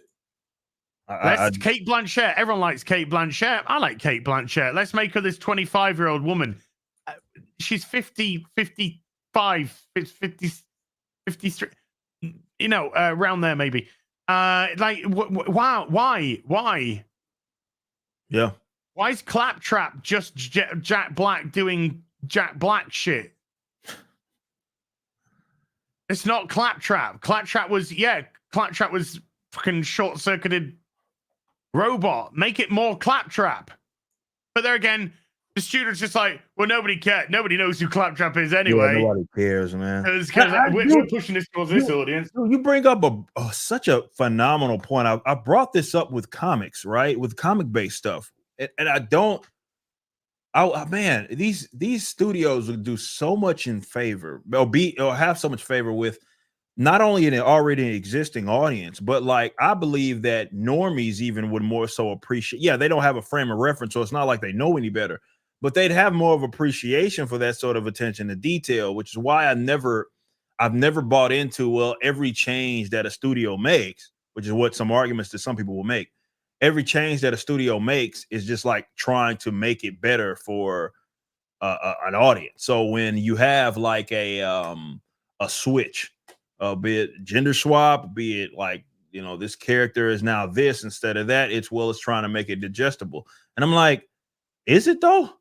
Like who actually is appreciating those changes? Or when, like, you know, that character is only the character in name and it's just so and so in a wig and they're just being themselves. Like, because they're taking a beloved game series, whatever it may be, Halo, Borderlands, whatever it may be. Then they don't give a fuck about the audience that actually made it popular in the first place. So they bring on a bunch of people that don't know anything about Halo and admitted, and we're very proud to say we know nothing about Halo, never played Halo, never watched any of the read the source material or anything like that. No. And then you get them and they go, right, so now we're taking this beloved franchise. We've cast it horrendously because we are wanting to appeal to a broader audience, to bring the broader audience into this franchise. And then the broader audience see this franchise, go, why do people like this? This is shit. And the people who like it go, yeah, that's because they took everything that was good about it and fucking completely fucked it up to put in front of you and say it's more digestible to you. They go, well, it's not. We know that. You don't get something so popular for decades for any other reason than what you're doing with that franchise is working. Mm-hmm. And then you get these fucking execs in suits that know nothing about shit. Never mind filmmaking. They don't even know shit about filmmaking. And they just completely and utterly fuck it all up to put it on a big screen in front of as many people as possible. And it fails miserably because it doesn't even resemble anything that it was meant to in the first place. One of the boasts of Halo Season 2 is Master Queef. This is his name in Halo. Master Queef gets his helmet off even more. Well, he's dead. You killed him in Season 1. He's just a walking meat suit controlled by fucking Katana. Nobody fucking gives a shit. He took his helmet off in the first episode and everyone groaned. I'm gonna shoot you. I'm a little girl and I've got just a pistol pointed towards a fucking Spartan. Oh, I'm gonna kill you. Oh, well, the only way that I know as a Spartan to disarm a little girl is taking my headphones off. See my face? I'm Master Queef. I'm a Halos. You know what that means? Neither do I. I'm just reading the script. Put down the gun, little girl. I'm going to take off my whole fucking costume now. Want to see my ass? Want to see? There's my ass. I'm Master Queef.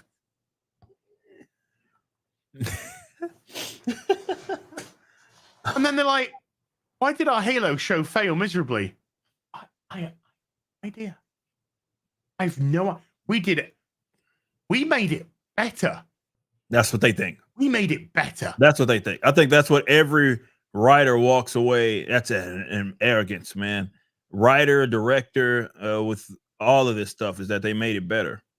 I think this is why they're so afraid of the source material. Like, the shit's already been wrote for it. Comic book shit pisses me off even more because basically comic books are just storyboards.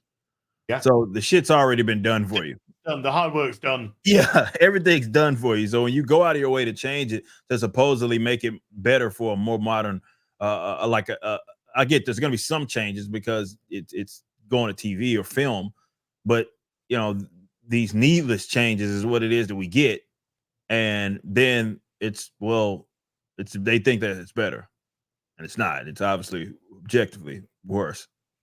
And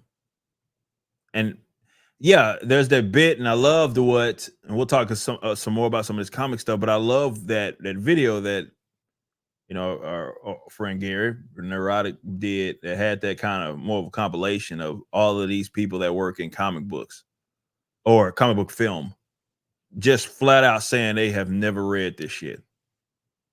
And they're writers, they're directors, they are people that are in charge, at least of how the narrative is going to play out. And they have no idea who these fucking characters are. And they flat out said, like, we went into this, we didn't know. We thought it was going to be better if we did it this way. And it's like, That is impressive, man. That so many of y'all believe that.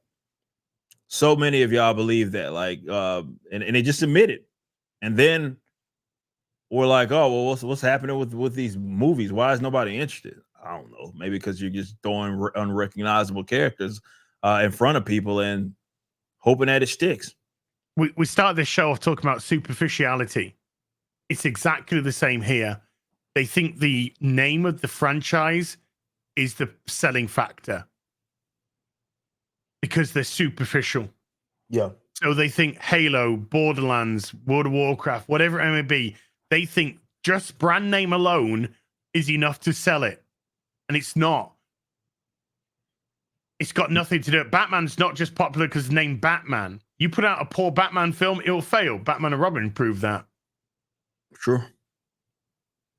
You got to have what makes that franchise great, what makes that character great behind it, the essence behind it, what made it popular to other people, what made it hold the test of time for decades upon decades. Doctor Who. Let's use that as a franchise. You betray Doctor Who, you turn your back on everything that was that made Doctor Who great. You get current day Doctor Who, a miserable failure of shite. Yeah. Same here. Exactly the same here. If you telling me that you don't know anything about these characters, that you've never read any of the source material, that you to me are telling me why I shouldn't fucking go anywhere near this. Yeah, you're telling me that I'm not the target audience. No. Oh, thank you for saying. I mean, obviously, if we didn't do YouTube and we weren't watching these, so we could actually warn fucking good people out there in the audience about it. But if I wasn't doing YouTube, I'd be like, oh, thank you for saving me my money. Yeah. Because I wouldn't be watching any of that fucking shite. And speaking of, I don't know if you have seen this. This came out today by The Hollywood Reporter. Here's the title: How Marvel is quietly retooling amid superhero fatigue. An insider says that they're not giving up. So let's read some of this. Just over a year ago, Ant-Man and the Wasp: Quantumania was set to take Marvel Studios to the next level. No, it never was. It never was. Who believed that? A new villain was going to be introduced, setting the stage for several years worth of storytelling, and the movie itself was a giant sizing of a franchise that was previously modest in scope. Instead, the Peyton Reed directed movie heralded a year's worth of missteps, box office blunders, and PR nightmares. It's happening way before then. Phase 4 onwards. Oh yeah, absolutely. Yeah, even gaslighting begins again. Don't blame it here. Shit was going. I mean, we start what was Eternals, Black Widow. Yeah. That was the introduction to Phase 4, and it never got any better from there for sure. But the Disney division is in the midst of a pretty darn good February. Says who? What? Okay, so I guess the trailer mean that. Okay, so they're talking about the trailer for Deadpool became the most watched trailer of all time with 365. I don't believe that. So I'm not saying that I don't believe that those are views. I believe that there's they probably spent a hell of a lot in advertisement to make that shit happen. Which I mean, it would be smart for them to do it. Yes, Disney's math includes 123 million who tuned in for the game, which included just 30 seconds of the trailer. But Super Bowl fudging or not, the clip's reach was an encouraging number for a studio whose last movie, The Marvels, became the lowest grossing film in the MCU's 33 film run, hitting just 200. So it did what we were talking about if it was going to make under 200 million. So it hit 200 million globally. I didn't know that. The Marvels just creeped over 206. Yeah, to 206 worldwide. Yeah, off a production budget of 320 million, meaning it had to hit somewhere in the region of 900 fucking odd million plus to break even. This movie lost about $500 million fucking dollars. When it's all said, that is impressive. Not $1 million, guys, $1 billion. Shout out. Biggest shout out to the Marvels. Biggest shout out. That's $500 million. Please, you want to see my anus? My anus. My anus. That's impressive. That is impressive. Next came Valentine's Day. Fantastic Four, Pedro Pascal, terrible casting, by the way. These other people, coupled with the retro art. Yes, we did see that. See, this is kind of all right. They're just I think this article is interesting because they're trying to set it up as if, okay, well, they're doing good because of this. They just did a thing. Like they released a trailer.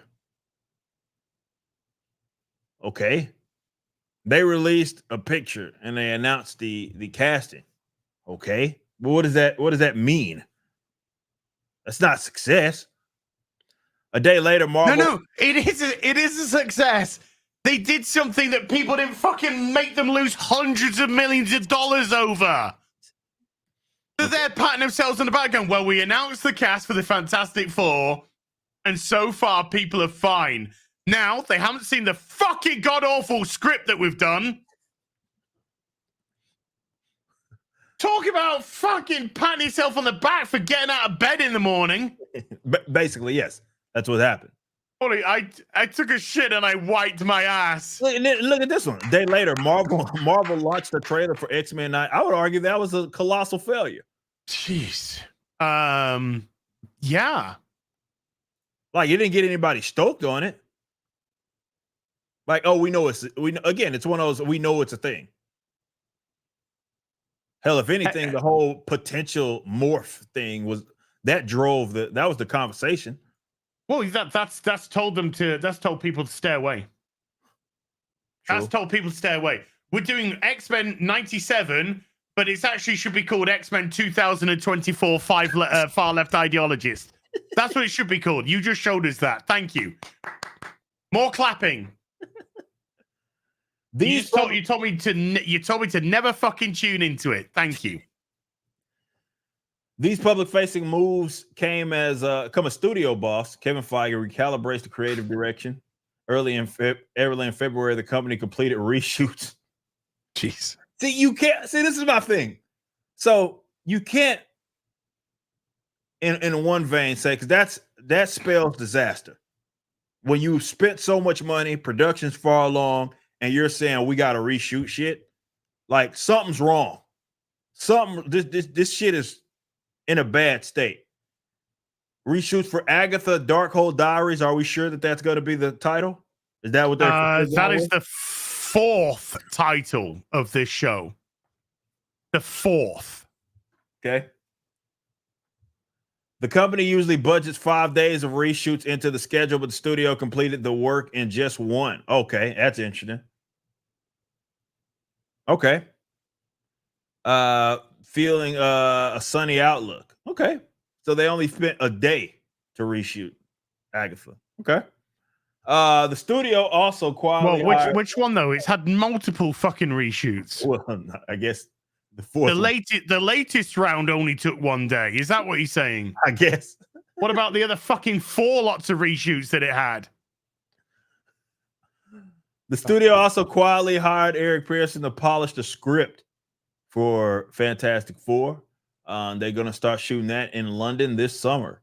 Pearson, who worked on Thor Ragnarok and Black Widow. 2 dog shit films. Am I tripping? How can you be like, yeah, we're retooling? Here's this guy that already did shit that a lot of people weren't into. Oh. The fuck?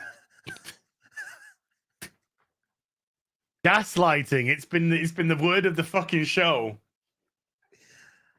What? So he has a reputation of taking him over the finish line.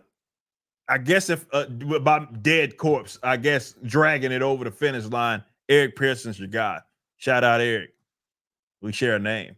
The stakes for that movie are high, as the studio is still searching for characters and actors who can carry its universe forward after exits of Robert Downey Jr. and Chris Evans. They don't have it.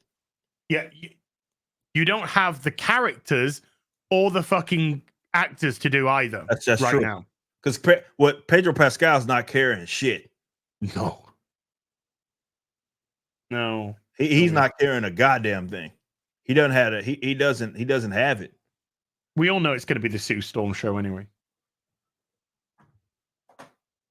Marvel also hired Joanna Kalo, the showrunner of the acclaimed FX series The Bear, not familiar, to work on the script for Thunderbolts.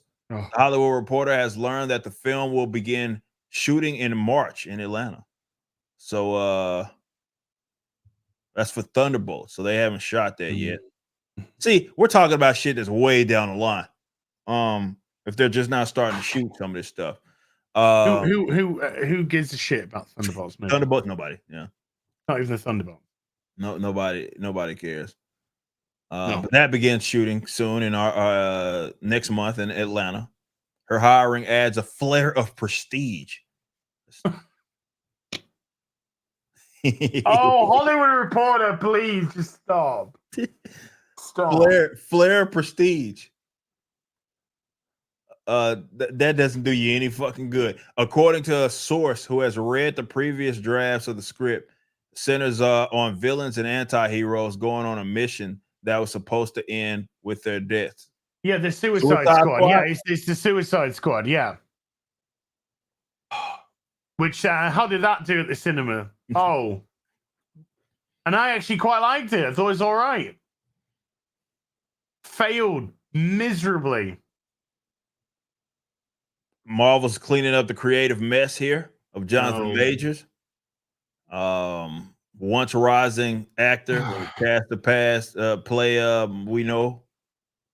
Blah blah blah. Domestic incident. We already know all that. What do we mean cleaning up though? Marvel dropped Majors. We do know about that after the conviction. The conviction, and is rewriting those movies. Okay. Which will allow either to minimize the character or excise him entirely. I don't know which one of those they're gonna do. No, he's gone, and from what we know, he's gone. Do they have shit that they've already shot with him? Has it all been shown now? Loki season 2, that's now been shown. I don't think he's in anything else. If he's not in anything else, then yeah, they'll quietly retcon him out of existence, and why don't retcon fucking Disney out of existence? That'd be great.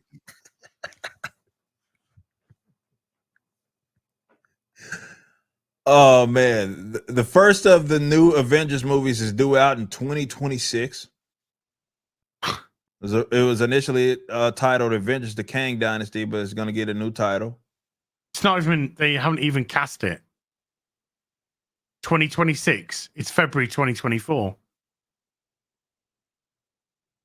The amount of post-production that goes on with these fucking things. Yeah. You think that's going to come out in 2026? That's my thing. Like, that's got to be something he's in. Where's the script? They haven't even read the script. I don't have an answer to that. I mean, I know that they've admitted that we just write this shit as we're filming,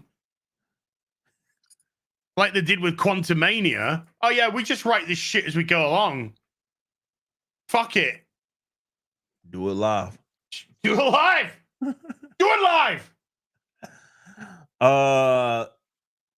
It's getting a new title. The studio was making moves to minimize the character after Quantumania underperformed. On the TV side, Marvel has been reorganizing its operations to allow for the greater control of showrunners, a move made after the critical failure of the expensive Secret Invasion, which sidelined dog shit. Utter dog shit. Fuck your critics. Look at your audience. A critical success doesn't guarantee success. Stop trying to impress your critics. That's true. Try impressing your fucking paying customers. That's a fact. The focus is internal this year, is what they're saying. Execs are not calling it a reboot, not even a soft one, but more of a creative retooling. Mm-hmm.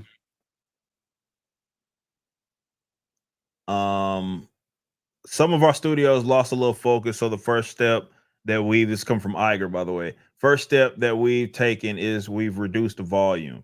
We've reduced output, particularly at Marvel, the films you're making, to ensure that the films you're making can be even better. Fuck. As Hollywood strikes ended, studio delayed Captain America New World Order 7 months to February 14th. So that's coming out in a year. Give it time to undergo reshoots. Iger touted Captain America 4-star Mackie as among the 2025 Disney releases he was most excited for in the earnings call. He did not mention Blade. Is Blade coming out? Well, which version? Because they haven't even fucking started filming that yet. They've gone through like multiple different versions. Every one of them's been fucking thrown out. They've got rid of 2 directors. They've got nothing with Blade. Now they're saying that Blade's going to be focusing on his daughter. Because that's exactly what people tune in to watch when they tune in to watch Blade. Oh, yeah, I went to see Blade. I was really hoping it was going to be about his daughter and not Blade. The actual fucking main character of the film. You know, the title of the movie. It's like going to watch a Batman film and having fucking Robin. Yeah. It's all about He's the Robin. main It's like, wait a minute, I came for a Batman film. That's what they've been doing with this shit. They've been sticking names on them. Loki. It's not about Loki, it's about Sylve. About Sylvie. And then so that they had to make a massive retcon for that for season 2 and really minimize her for season 2. But it's too late. The damage had been done by then. Moon Knight. Moon Knight ended up being about I forgot about Egyptian superhero woman. Or started being about his ex-wife or his fucking wife. You know, what? His wife? What? What is this fucking shit? Who gives a fuck about Agatha Harkness? Or Ironheart? Or some other fucking dumb... Oh, I forgot about Ironheart. They don't mention this. No, it's made. It's been done for over a year. Yeah. So they talk about here that in next year, 4 films, there's no... 2025, there's no way that 4 films are coming out. We've got Echo as well. Fucking hell. Yeah.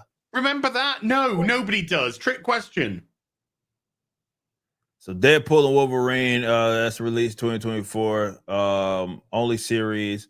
Echo and Agatha. So Agatha's coming out this year. And other movies remain in the script stage while TV shows have filmed but have no release date in sight. Seriously, that is... So Ironheart's done. That is such a They're fucking... not feeling good about it. That tells me right there they're not feeling good about it. You're telling on yourself. We They're filmed it. It's done. Finished. They're not feeling good about it. I want to release it. They're not feeling good about that fucking show, man. They're not feeling good about Echo filmed it, done, removed an episode, added to the fact that we actually reduced it from 8 episodes down to 6, but then removed a whole episode. Gonna dump it all at once in an effort to try and pop some sort of Nielsen rating. Came in 9th. Echo. Gonna see my ass. A master queef. They're not gonna give up. This is how it ends.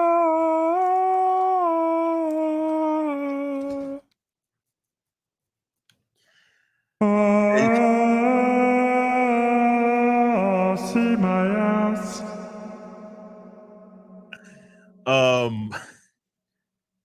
Yeah, so this isn't happening.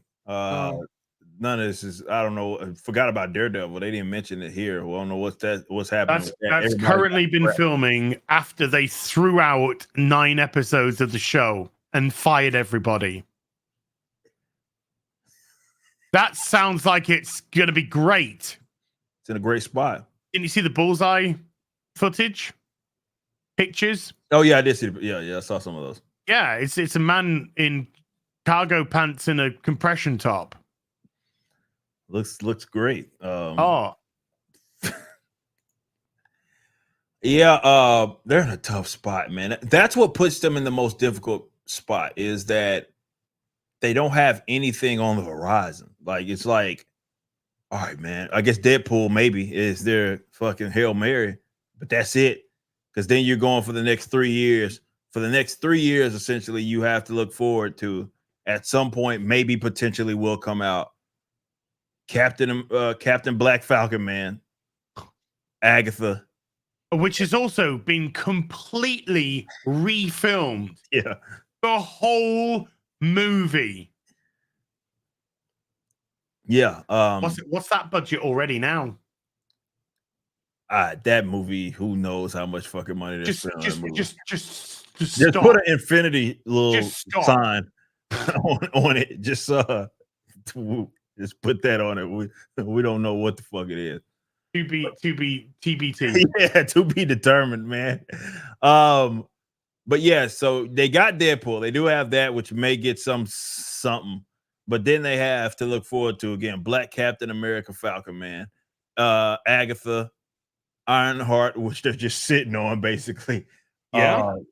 And that's it, because everything else is 3 years out.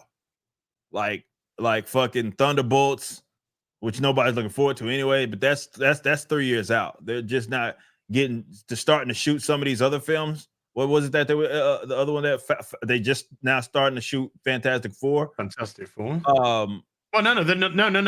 They just announced the cast. Yeah, that's what I'm saying. They haven't gone into principal photography or anything. No, that's what I'm saying. So that's 3 years plus out. Like that's out there. So they don't, in a 3 year period, Black Falcon, American Man, and that's about it's Black it. Falcon Captain. It's Captain Black Falcon American Man. New World Order. New World Order. Now. That would be better. Maybe bring Scott. Maybe Scott Hall comes back from the fucking dead. From the dead. Yeah, and he shows up. Yeah, that'd be preferable. Yeah, and he's like, and he said, "Hey yo," he comes. Hey, yo. That would be great. That would be throws his toothpick at the camera. That would be worth the price of admission if they can promise me that Scott Hall is going to be in Black Falcon Man, the New World Order. Hollywood Hulk Hogan, Kevin Nash. All those guys are appearing. X-Pac, let's get him in. Bring them all in. Fuck it. We'll see. We'll see if that's to be the case. But all this stuff is 3 years out. Everything else is 3 years out, minimum, bare minimum. They don't got shit in 3 years outside of Deadpool. And even Deadpool in itself is just it's an anomalous movie. Yeah, I did a video talking about that. Like, is there a potential that this movie can be something that people maybe end up being enthusiastic about? Potentially, but that's not going to save the fucking universe. I don't see it doing $1 billion or close. I don't see that either. I would be, in order for it to do that, it's not going to be because of it opened with some crazy number. In order for it to do that, the word of mouth on like this movie is going to have to be a fucking 10 out of 10. It has to have legs. Yes, it has to be a really good film and have legs, like Guardians 3. Yeah, I thought it's mid as fuck, but it had legs because lots of people liked it. So I was in the minority in that one. But that's what it needs. It needs that sort of Guardians of the Galaxy 3 legs. Otherwise, because even if it has a great opening, if it's a shit film, it doesn't matter. It'll fall off a cliff. It doesn't matter. It won't matter if it's shit. All that it has to be insane. And even then, I don't know if it may be slightly profitable, but I don't know if it'll be. I don't know if it's like, hey man, this is. Everybody's stoked on the MCU again. Like that movie is gonna have to do something crazy for that to happen. And I just don't see it happening. So we'll see. So after 2 hours into the show, we are finally gonna go through some of these super chats as we normally do. Hello, chat. We know that you're there. This isn't just Oh us. shit! People are watching. We're streaming. Oh, things cameras on the whole time, huh? Oh, camera's on, huh? Camera's on the whole time. Gonna see my anus. I'm master creep. Brian, appreciate that 5 gifted at the beginning of the show. Thank you so much. Shout out, man. We got Liam also with a 5 months being a member. Shout out to you. Much love. Grapple over the $2 says, for the love of God, as he always says, hashtag cancel Disney Plus. Vigilante up with a became a member. Shout out to you. We got Josh Kelsey, $20 and no message. Big shout out to you, man. Joker's Disciple with a 10 says, ready for Yaira. Can we get a little tease page count? Oh, the page count is I think I don't know if I've said it publicly, but it is going to be 96 pages. Woo. So it's a big book, just like the other ones. Full cover, more. It will be a special application cover. Yes, we can guarantee you that. Is it going to be silver or gold? You'll have to find out. And it is a great cover. You're going to like that cover, the special cover. Did your wife Biz finally get that 2-page spread? We'll say that for ISOM 3. For her. Give us something. We're hungry for some info. Yes, look, it's the end of February. So you know that we promised to get this out by the winter. So we don't have much. There's not much left. There's 20 days of March that we have. It's about to drop. Let's just say that. It's right around the corner. We are preparing ourselves for that. Joker's Disciple. I appreciate that 10. We have basically over $100 from Fuck Pops. Like from Fuck Pops. Nice. Yeah, from Fuck Pops. I'll read them all because there's 3. They're all 30. One's 34, but that's 33. 30. That's 100. That's 33, 33, and 34. I'm gonna read them. Shout out to Pops. Hi, Eric. Can't wait for Riververse Comics this year. Saw your talk with Drinker with Horseman Street Level View. Do you think foreign spy team from Great Britain getting intel on Flores Park accepts? Let me just keep it going. Led by a Scotsman who loves a lot of whiskey, who is Welshman of mystery, who knows all the evil puppet masters. His ambiguous gay Londoner secretary with moppy hair who can't hold his liquor and is overly opinionated or and passionate Englishman. Driver that beats up bad guys and who loves hot breast Asian women, hot big breast Asian women, and has a weakness for man titties. Will work in the Riververse. That was long-winded. And maybe that sounds like the League of Not That Extraordinary Gentlemen. Yeah, maybe there's a room for it. Pops, that's $100. That ain't cheap. I appreciate that.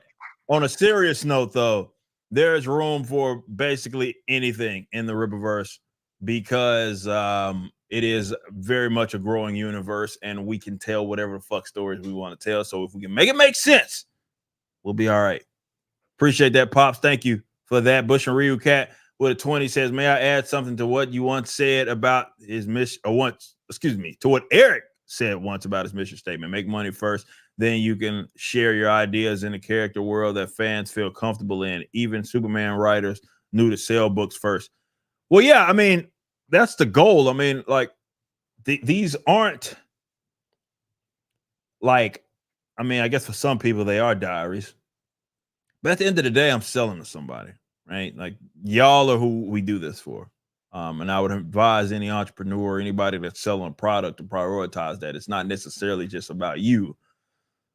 You have to have an audience of willing buyers, purchasers, people that understand that, you know, and that's what we lead with. It's like, yeah, we want to tell these cool stories, but at the end of the day, it has to be stories that these guys want, and we have to be doing things. That's why we're very interactive with our audience, because we want to know what you guys want. Appreciate that, man, because that ain't cheap. We have a 50 from Noose. I remember a few years ago, I used to be the type of person to backtrack what I say if someone called me homophobic or racist, because I truly didn't want to offend people. Now, if someone calls me racist or homophobic, I'd say, yeah, because it doesn't mean anything coming from these guys. Yeah, it's just a term to try to demonize you, but it has almost no meaning now. Well, yeah, but and also you have to respect to backtrack, legitimately backtrack. You have to respect that person's opinion. That's And true. I don't have any respect for any of these fucking people whatsoever. Exactly. So their opinions are meaningless. So it Yeah. doesn't matter. Doesn't mean jack shit. So who cares? They're gonna call you whatever they're gonna call you. So Yeah. it is what it is. Thank you so much for that. 50. That is not cheap, my friend. Thank you so much. All right, we have Crit Nature with a 10. CHF says, yeah, people need to grow some balls and say no for fuck's sakes. I got you. You still can go far in life with decency. You don't have to shout out loud to these clowns. Be clever, but many don't even try out of fear, in my opinion. Yeah. I mean, that's what we've talked about here, right? Absolutely starts with their opinion. And they fear for that. Of that social sort of stigma, not the AIDS stigma, but the social kind Shout of out John. yeah, shout out to John, Love by the it. way. That's what it is. And yeah, more people just have to tell these fuckers no. If we want to get on the other side of that, that's what's going to have to happen. It's going to require people to say, okay, I don't care that you're going to call me these names. I don't care that you're going to see me through whatever lens. This shit is crazy, and I'm not going to be silent on that, you know? Random rambling researcher with a 10. Don't you know, ass Jackman have been part of English history since Cheddar Man. Because Cheddar was a Jackman. Totes, my dude. And any pictures to the contrary are obs doctored by Might Brute Pudandis. Shout out randomly. Shout out for the $10. Yeah, shout out. We got Harrison with a 10. Wait, Yara premiere as took advice and read up on Wade. Not exactly light reading, is it? Yikes. Mark Wade, once upon a time, used to be able to write. He did used to be able to write. Did a good at Flash Run. Co-writer Kingdom Come. One a lot of people refer to. Now he's just now he's just a fucking mentally ill fucking weirdo freak. But yeah, always has been, I guess. Maddie with a 5 says the amount of energy to be fake outraged at every little thing is pathetic. You're a joke. Anything for money, like the people you claim to be again. I don't know if that was at us, but I appreciate the $5. Appreciate the $5. I mean, if you can give us another 5. Tell me how you really feel. Give me another 5 and really tell us how you really feel. Yeah. That was the censored version. I want the whole bitch. Drop another make it 50. No, the fake outrage is people pretending to be outraged at what we've said. Yeah. You know, I should be able to. Is it fake outrage because I want to go into the supermarket and then when I get to the checkout, it's covered in 58,000 fucking pride flags? No, it's fucking annoying. Right. It's annoying because corporations trying to be like, we're stunning and brave and inclusive and diverse, and they don't give a fuck. They don't give a fuck about you fucking idiot. You think they give a shit about you? El Corpo's there going, what can I do to make that guy feel so special and brave and stunning? Don't give a fuck. Not it's like, what can I do to get this fucking moron's money? Yep. What can I do? How can I do some sort of signal so this fucking idiot opens up his wallet and thinks we give a shit? Oh, I know. We'll do all the superficial stuff. There's me. I just want to buy cheese and fucking ribeyes, dude. That's all I want to do. Cheese and fucking ribeyes without some fucking far left ideology screaming in my fucking face. Fake outrage. Yo. Here's for the $5. Appreciate it. I'm gonna get mad about that. TJ says it's all a bunch of commie gobbledygook. And it makes me sick. Well, yeah, for sure. Reckoning is upon us, excuse me. We are heading for some extremely terrifying times ahead of us, and it's coming fast. It may get worse before it gets better, but that's why we're here. Sheep with a 10 says I streamed Vanquish on the hardest difficulty. It took me 3 or 4 hours to beat the final boss. No one could tell me shit. Yeah, then a harder difficulty unlocked, and I damn near died. Make games great again. Absolutely, man. That's what it's about. We have Crimson Shadow. 2 months says GoldenEye 007 is my favorite. I grew up with it. Yeah. GoldenEye was the GOAT. There you go. GOAT game. TJ with a 5. Old school games were hard as fuck back in the day. Almost every single one of them. I rarely ever beat games back then. It was a standard. It wasn't ever, I just want to experience the story. That was never a conversation we had. DS with a 5. So I hate fake platforming more than cutscenes, especially when said fake platforming is used for dialogue. New God of War games, I'm looking at you, says DS with a 5. Shout out to you. Craig Morning with a 10 says, Ripper, you son of a bitch. You took a 3D picture of my lamp and put in the background of I saw wood. You should know that was by far the most racist lamp in my house. Well, that's why I put it in there. Says joking, much love.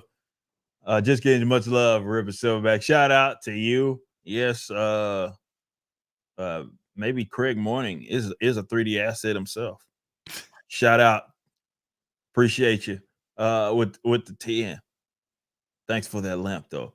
Student of God with a 2. Back Irene's Fiendish 2.5 on Fun My Comics. Shout out to Irene. She is the artist of that thing right there, that ISOM poster back there, which you can get over at Ripperverse.com. But yeah, shout out to Fiendish. She does a great job. I need to have her back here probably soon enough. Harbinger with a 10. Borderlands movie is too damn tame. Geriatric cast of Tiny Tina's that's way too sane. I hope they create some did them some justice. Excuse me. Definitely not a great start in my opinion. Okay, I can see that. No. Big Bone with a 5 says I stopped Elden Ring because it was making me taking me too long to progress, but I still had fun playing it, and it's a great game. Might go back one day. Go for it, man. Hell yeah. Atomic Patriot with a 5. Commander Knox is a woman now. This movie is going to be horrible. Absolutely atrocious casting choices were made in it. How and why is Jamie in this? Your guess is as good as ours. A Grateful Dog with a 4 months. Appreciate that. 19 months from Isaac says, as is a pool monster. Cheers. And hell, the Riververse Texas winter is strange every year. It's 80 degrees right now. It is quite literally 80 degrees, and it wasn't too long ago where it was fucking 20. So, wow. I had a Hot poo Dice. before the stream. Huh? I had a poo before the stream. Oh, well, sometimes you got to do that. Hot Dice with a 5 says, that's no moon. Slightly personal with a 2 says, how has no one called him Blacked in America?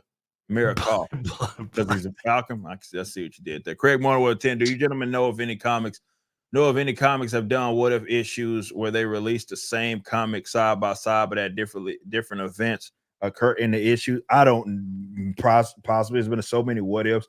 They used to do, and they brought them back. It was hilarious, and they killed off Miles Morales, which was pretty good, and Captain America and Marvel.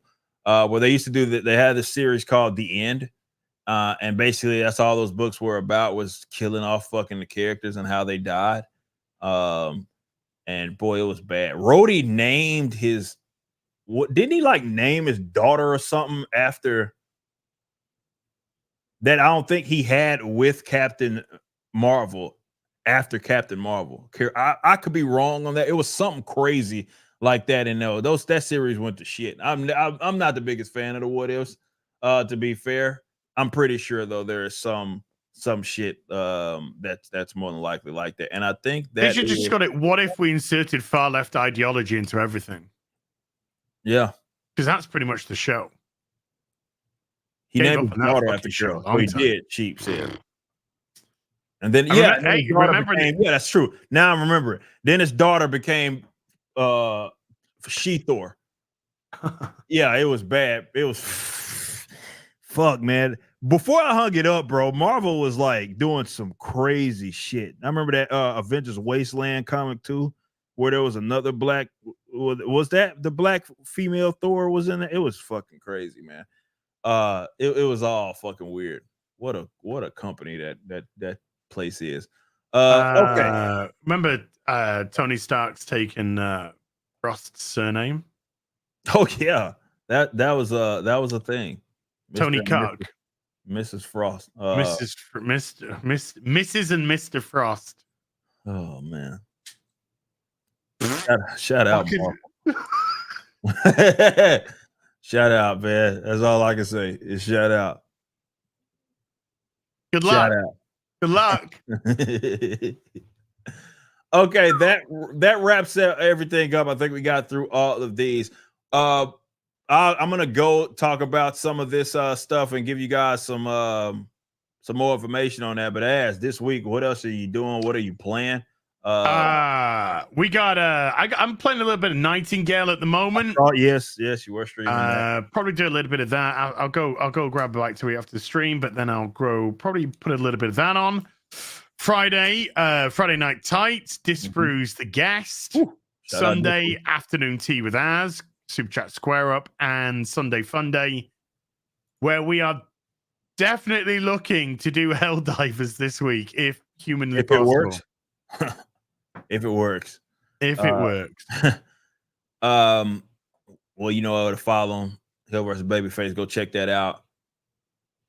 On the other hand, with ourselves, if you missed the announcement, tomorrow at 10 a.m., we are going to put out a art book. First of this series called The Art Of. It was something that was requested. We'll see how well it does, if it justifies continuing on with the series. But this is going to be a 30-plus page book that has the original pencils. So you guys haven't seen these, of Alpha Core number 1, hand-selected, picked by Joe Bennett himself. It is some commentary on that by Fabio Jensen, who is the inker for the upcoming Horseman book with Joe Bennett and Chuck Dixon as well. So we are going to start off with a collectible version of it to see how good it does. So we went all out. It is a metallic version, new little application that we're trying out. If it does sell out, don't worry, you will be able to get a cheaper non-collectible version of that art book after it. If it does sell out, it's hard to gauge exactly how well this is going to do, but it will be going live at 10 a.m. on our at rippaverse.com. So be on the lookout. Central, 10 a.m. Central. It will go live in the store. It won't be in the campaign. Any campaign store. It will be in the regular store over at rippaverse.com. And you will be able to check out Joe Bennett's amazing artwork. That is going to be shipping at some point next month as well. So those will be going out relatively quick.